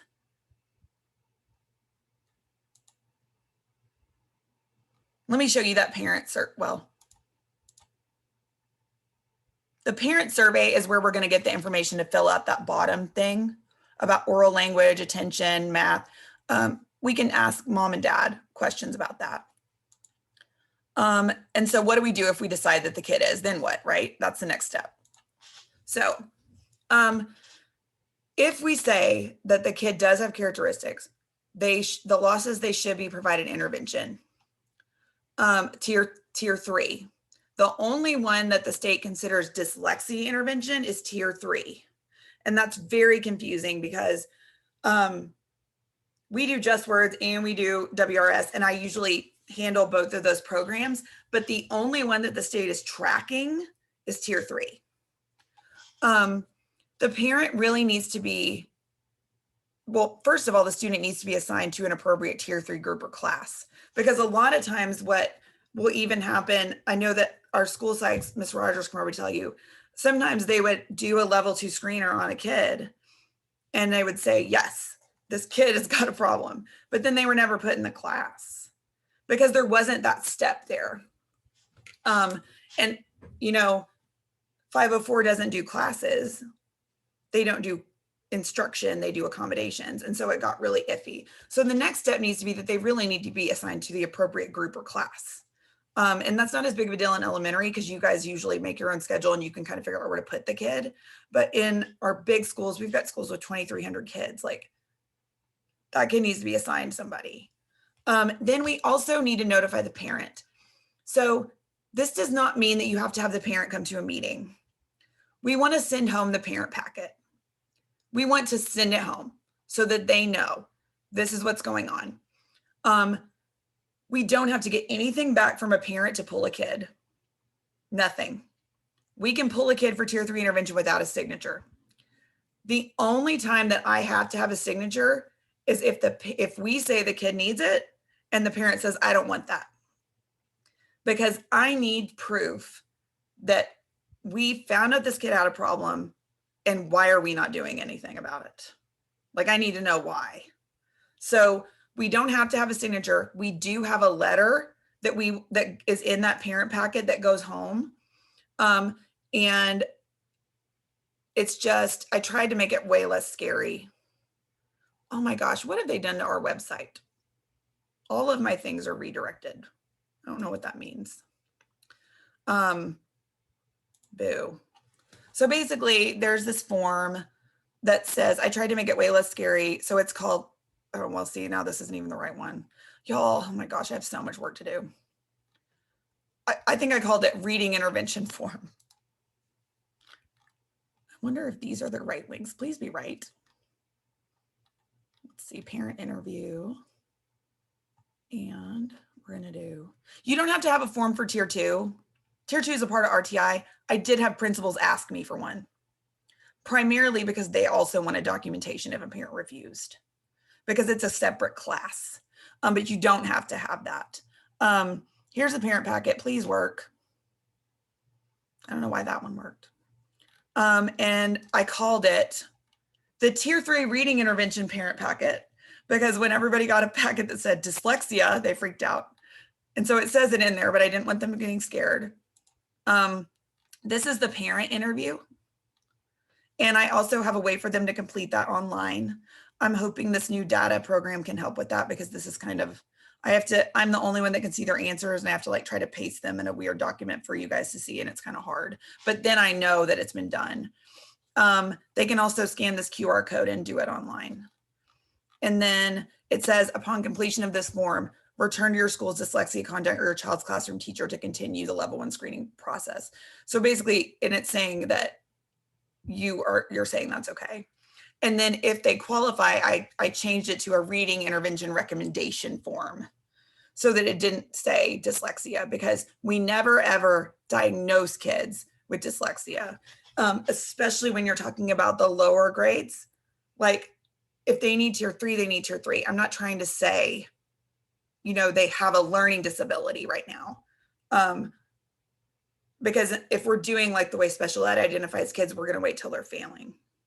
So this is kind of like, I actually showed this to Vicki King, who's our state specialist. She said this was fine because it does say students who may have intensive reading and spelling difficulties, including students with characteristics of dyslexia, can benefit from receiving dyslexia intervention. This does not mean that your child has dyslexia, but that he or she has reading and spelling difficulties that may be best addressed by a dyslexia intervention program.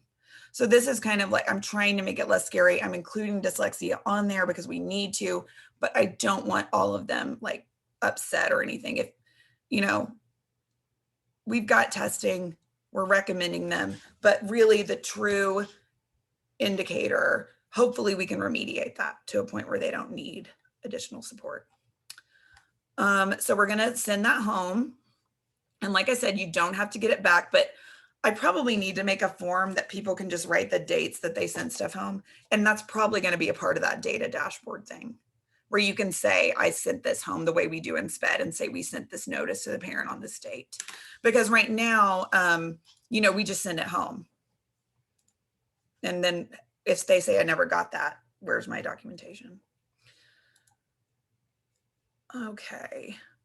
Then,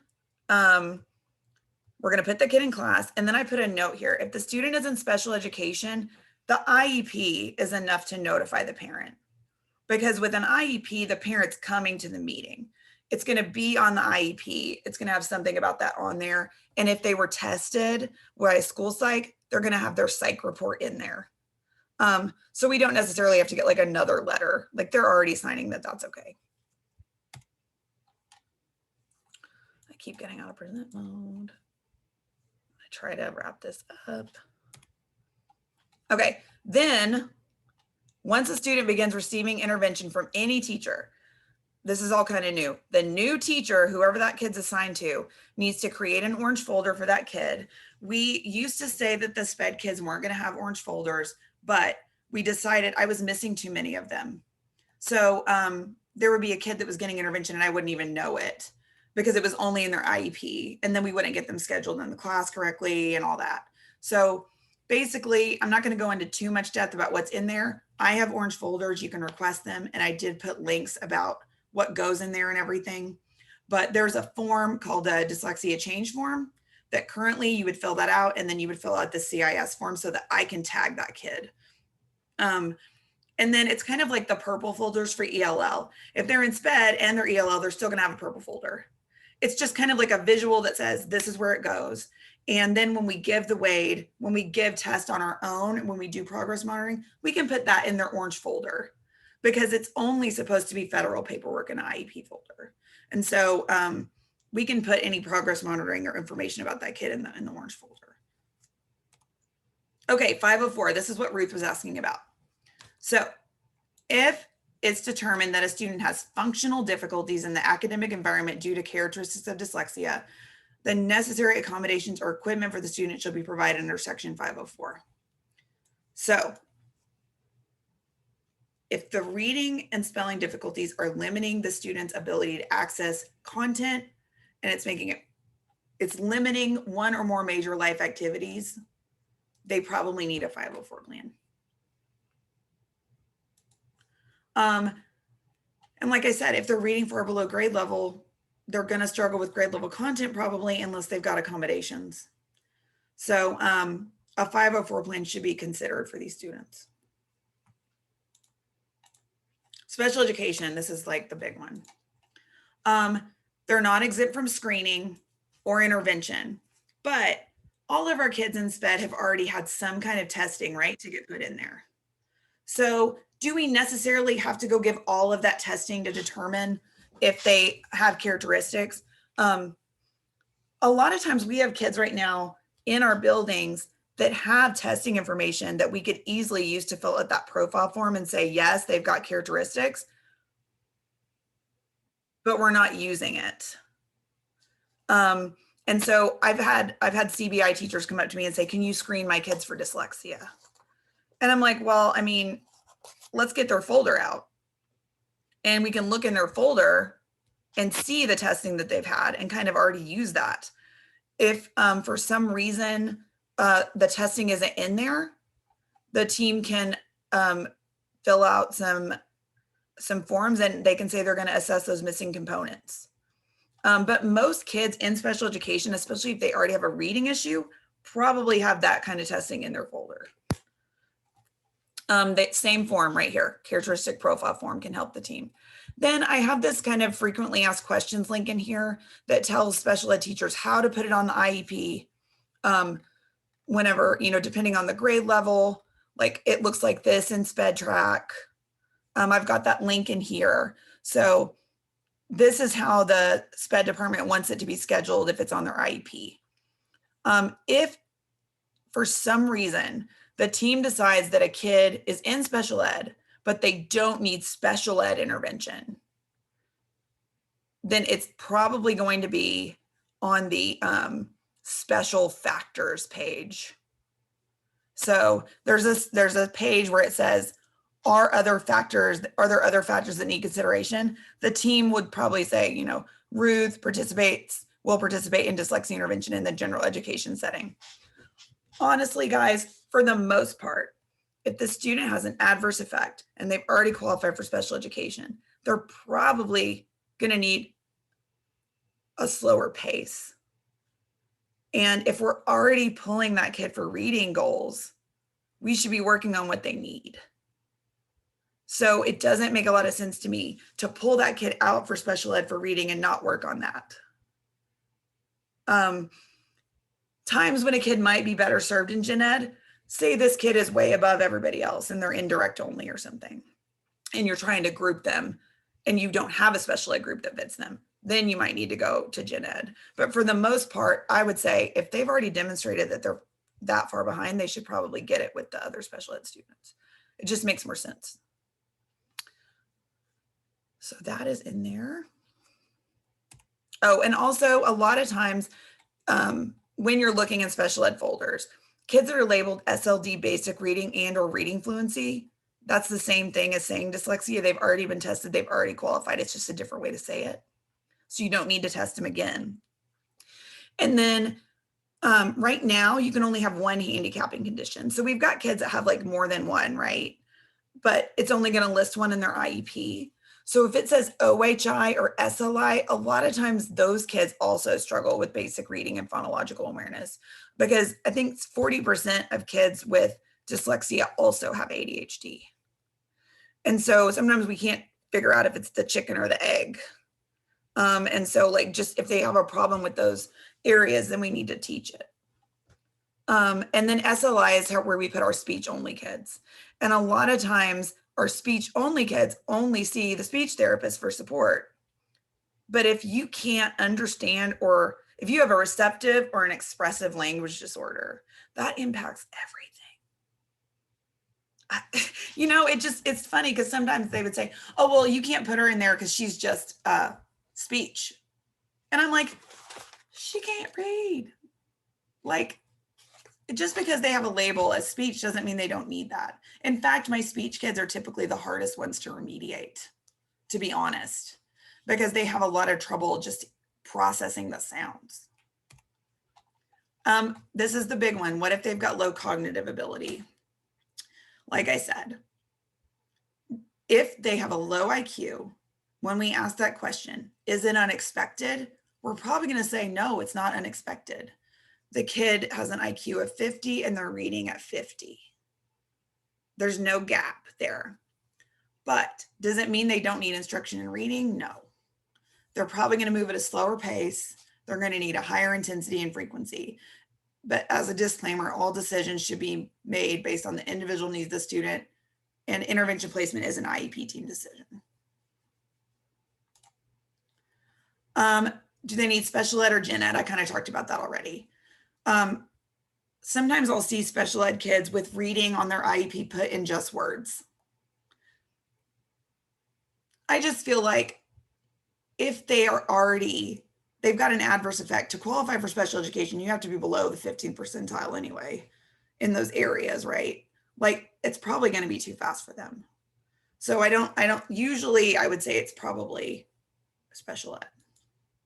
What if the parent refuses? Okay. If the parent disagrees, they need to sign this letter. And I would love it if they would tell me why. Because if they would tell me why they don't want to do it, then maybe I can figure out a solution. If it's because they have football practice on Friday and they don't want to go, you know, like, we can figure something out like that. And so typically I like to know why the parent doesn't want to do it. So maybe we can fix that situation.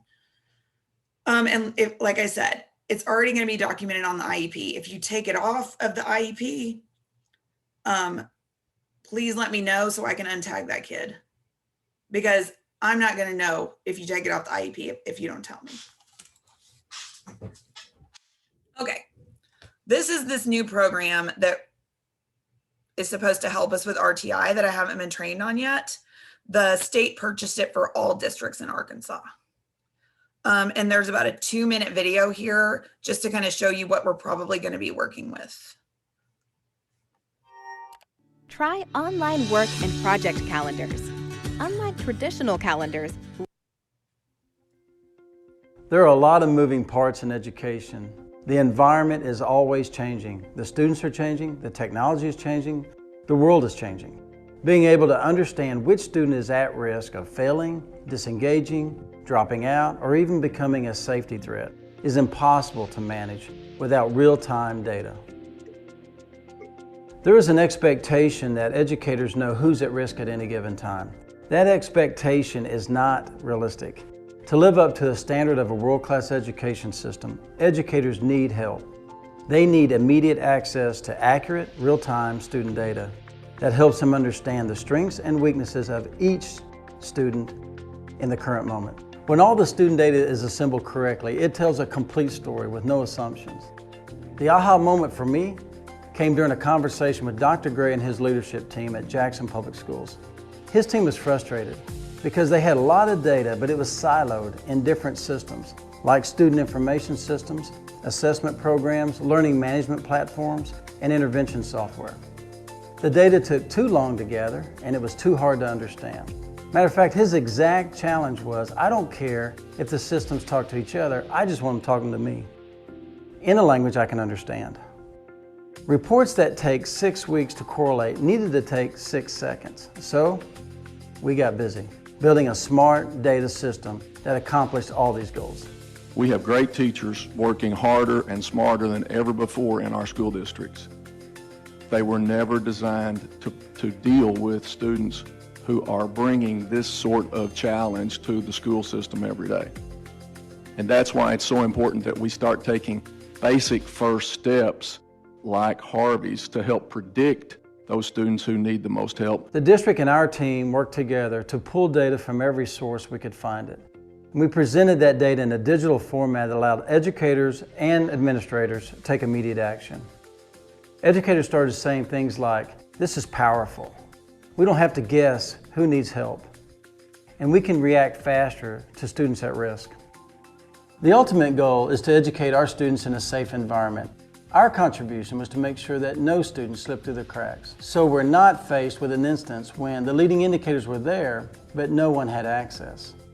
Hindsight is 2020. One of our objectives here is to bring those hindsights to the forefront. This is our mission. Whoops, sorry. So basically, what that program does is that it doesn't just take our testing data, it takes grades, it takes attendance, it takes behavior write-ups, it takes all of those things and it puts it in one place, and there's an algorithm that can predict if a kid is at risk of failing. So more behavior documents, higher score, more attendance issues, higher score. And then it also looks at their reading data, their math data, like everything that we've got, so that you can really get a comprehensive look at this kid and get a score. And so it's not just for dyslexia, but it also helps just with RTI in general, because like he said, a lot of times we don't know everything that's going on with the kid because we had to go here, here, here, here, and here. And then we still don't really know, if that's significant or not sometimes. The other thing about this program is that it's got the ability to do like C's or SpedTrack, to have forms where you can click and say, here's the next form that you need. And here's the next form. And then we're going to digitally save that here. And that is our Bordella Smith's students' information about when we tested them, when we had a meeting, and it's all there digitally archived so that we can go back and look at it and don't have a bunch of, floating papers everywhere that I made on Microsoft Word that have changed 50 times. So yeah, that's going to be very helpful, I think. But I haven't been trained on it yet, so we'll see. But the district will be using that. So I know that that's something that we definitely probably need to really figure out before we should have had an RTI manual a long time ago as a district. But I think before we can really go forward with that, we probably need to know how this risk assessment and stuff works. Oh my gosh. And I know we're running out of time. I'm trying to go through this real quick. These are our programs in the district, and basically this is your RTI triangle. We have what's called a multi-tier system of support, and that's kind of the new word for RTI, because basically what we're saying is that if we do evidence-based instruction for everybody, and then we do a smaller level of intervention for kids that need a little, and then we do an intense level for kids that need a lot, then that's a multi-tier system of support. Most of your kids should be okay with just foundations, right? If they're in K-3, they might need a second dose. If they're in 4 through 12, they might need just words. This is your tier 2. And then the smallest number of kids should need tier 3, which is WRS. I added our phonological awareness programs over here. I don't care which one you use. I know some schools have Bridging the Gap with Hegarty. We should all have Equipped for Reading Success. Some schools have 95% group stuff. But these are our tier 1 programs, our Foundations and Hegarty. Most kids should be okay with that. But if kids need more support, these are what we use for tier 2. And or Lexia. And here's what we use for tier 3. Lexia is not considered a tier 3 intervention. It's a tier 2 intervention. So kids that need the most support, Lexia is not going to be enough. And then I've got links to all of those programs here. And then Wilson has this graphic that kind of helps you see like the steps that they recommend. We only do universal screening for K-2 because that's what's required by law. But then it shows that like a kid that's screened and needs more help, you're going to do a second dose. 3 to 5 times a week, and then a kid that with progress monitoring isn't making enough progress or they have significant deficits, you might need to go to tier 3. And then this is your upper grade. Your instruction in 4th through 12th grade that is tier 1 is just going to be your language arts class. It's your curriculum, your core standards. And when you're not doing foundational skills anymore, you're working on other things, but that's still tier 1. And then if they need more support, they would do just words. And then I've got some links in here for like how to get started. I did make a PD a year ago about how to get started with tier 2 foundations for classroom teachers to do their small groups that can be accessed here. And then tier 3 is our dyslexia intervention. And for kindergarten and 1st grade students, that is probably going to be mostly phonological awareness, right? Like for kindergarten especially, it's probably most of it will be phonological awareness support. For kids that are 2nd and above, Wilson Reading System is what we use for tier 3. Kindergarten and 1st grade students can also get a 3rd dose of foundations from a pull-out teacher. And I know that usually our K and 1 babies are the ones that we don't end up pulling because we're so full with the other kids. But if it takes 30 minutes to remediate a kindergartner and 2 hours to remediate a 4th grader, if we don't start doing something in kindergarten and 1st grade, we're going to be playing catch up for the rest of our lives. And so that's why I would like it if as a district we could kind of push in there and really make sure we're getting that phonological awareness on grade level. I already talked about that. Oh, but specifically for your 2nd dose of foundations, it needs to be a targeted specific skill deficit lesson. It doesn't need to be the exact same lesson that you just did with the whole group in small group. It needs to be the skills that they need to work on. And teachers can get those skills from their assessment data, from their foundations data, and then they can work on those skills. If they're in 4th through 12th grade, they can get pulled for just words for tier 2 or Lexia. And then if I put this down here, it's pretty important. If the student is making adequate progress in tier 2, there's no reason to take them to SBIT. If they are going towards that grade level line, then we don't need to pull them to SBIT because what we're doing is enough and it's working. I made this graphic that's kind of like if you assess them with this, you can teach it with this, and then you can progress monitor with this. So this is just a nice, like, I'm going to give them this test, and then I'm going to teach this, and then I'm going to use this for progress monitoring, or I can use the 1-minute drills for progress monitoring. And then there's also progress monitoring in foundations. I have the links here. They're probably weird password protected now, but I'll figure that out. And then for the upper grades, I've got use this test. Here's a demonstration. Here's the book to teach it. And here's how to progress monitor. And I have that on there again for some reason. Okay. One thing I want to point out on this slide is that kids that are in 4th through 12th grade, it's not great for them to do just words and Wilson Reading System.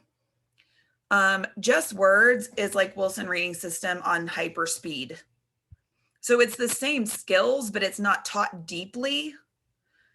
And so the kids that can pick it up are good and they can go. But for our kids that need tier 3, if they're doing just words and Wilson Reading System, a lot of what's happening in just words is going right over their head because it goes way too fast for those kids that need this really that tier 3 support. So we don't want to put a kid in both. I know that some of our schools, all the 4th and 5th grade were doing just words. That's okay. I don't think that's happening much anymore. But for the most part, if they're in tier 3, just words might provide a little extra support, but it's going to go so quickly that it's going to miss them. I talked about the fidelity already. 2 complete WRS lessons a week, which is 180 minutes. And then we have 6 or less is what groups need to be in. There's no tag for tier 2 either. we don't tag those kids. And kids can be tagged as needing, so the tag actually says receives dyslexia intervention. And it's not like I'm double tagging them if they're SPED too, because that's a totally different tag. So the only thing I can click in eSchool is a button that says receives dyslexia intervention. I can't click, we tested them and they didn't want intervention, or, you know, they're in kindergarten and we don't know, but we're pulling them for tier 3. It just says if they're getting it, we click the button. Oh, it's almost time to go. I wanted to show you guys a couple of case studies where you can take that data and then put it into that form. Let's just do this real quick. So, does the student demonstrate one or more of the primary characteristics of dyslexia? Let's look here. So that's going to be not the phonological part, but this part, right? So like, are any of these scores for reading or letter word ID below 90? What letter word ID is 85. So is that below 90? So we're probably going to check the box that says below. Passage comprehension is 98, but on this test, that's actually listening comprehension. So if he can understand a passage at a 98, but his word ID is an 85, that already tells us that his capacity is higher than what he's doing. His reading fluency is 75. That's way low. His word attack is 82. Spelling 74. You know, I don't really know how this one happened, 96, but for the most part, he's got the characteristics. Then number 2, are the reading and spelling difficulties the result of a phonological processing deficit? 76, is that below 90? Yeah. 79, yes. 79, yes, that's pretty severe. This kid's got a double deficit. And 76 and 79 is not great. It's gonna be like, I don't know, is Kiva still on here? It's pretty low percentile. Then 76 would be about the 5th percentile. yeah, so like 95% of kids are doing better than you in that area. That's definitely a problem. And then are the reading, spelling, and phonological processing deficits unexpected? If you're just looking at this data, we've got his IQ and he's got 110. So he should not be doing these things. That's a gap. Also, like I said before, this passage comprehension score gives us some insight because he's understanding much better than he's capable of reading. And then his math, the math fluency isn't great, but like he's actually doing okay on applied problems and quantitative concepts. He's doing better. But if his IQ is 110, you know, like the capacity is there to do better. So this kid, would we say that this kid has characteristics? Yeah, we would say that they're exhibiting characteristics and they need support. This last one, his letter word ID is here. 73, that's not great. His word attack is 95, that's not bad, right? But then his oral reading quotient is 79. So like, you know how we talked about how like kind of the bridge is that fluency? He's made some growth, but he's not all the way there. And if we look at his phonological awareness, he looks okay. Look at these scores, right? Mm-hmm. He looks okay, but this is actually that baby who has that spelling test. So when we go look at his spelling test, the one that we looked at earlier, I don't know why my computer is like, we're not going to the next slide. You can kind of see that even though he did pretty well on the C-top, that he does still have some phonological problems. So this is what I'm seeing now a lot of the time is I see kids that are partially remediated for phonological awareness because we've been teaching it, but it's not to the automatic stage yet. And it's not even really in that stability stage. They need more help. So when they're spelling page with the CH and stuff, he does have some phonological issues. And so that one, this kid needs help. And if you had assessed him 2 years ago, this probably would have been crap. I think that we've partially remediated this kid. So I'm like, that's just kind of a consideration when, like I talked about that kid that had been at the Hannah School for 3 years. It looked like she wasn't that bad. But when you know that it took 3 years of one-on-one instruction to get her to a point that's not that bad, then you probably are going to need to continue at that level. So that's where you kind of have to look at the kid. And I know it's 3:30. And that was a lot. I think this is actually the last slide. Yes, it is. There's 119. So it's a lot. And I'm going to send you guys a follow-up email.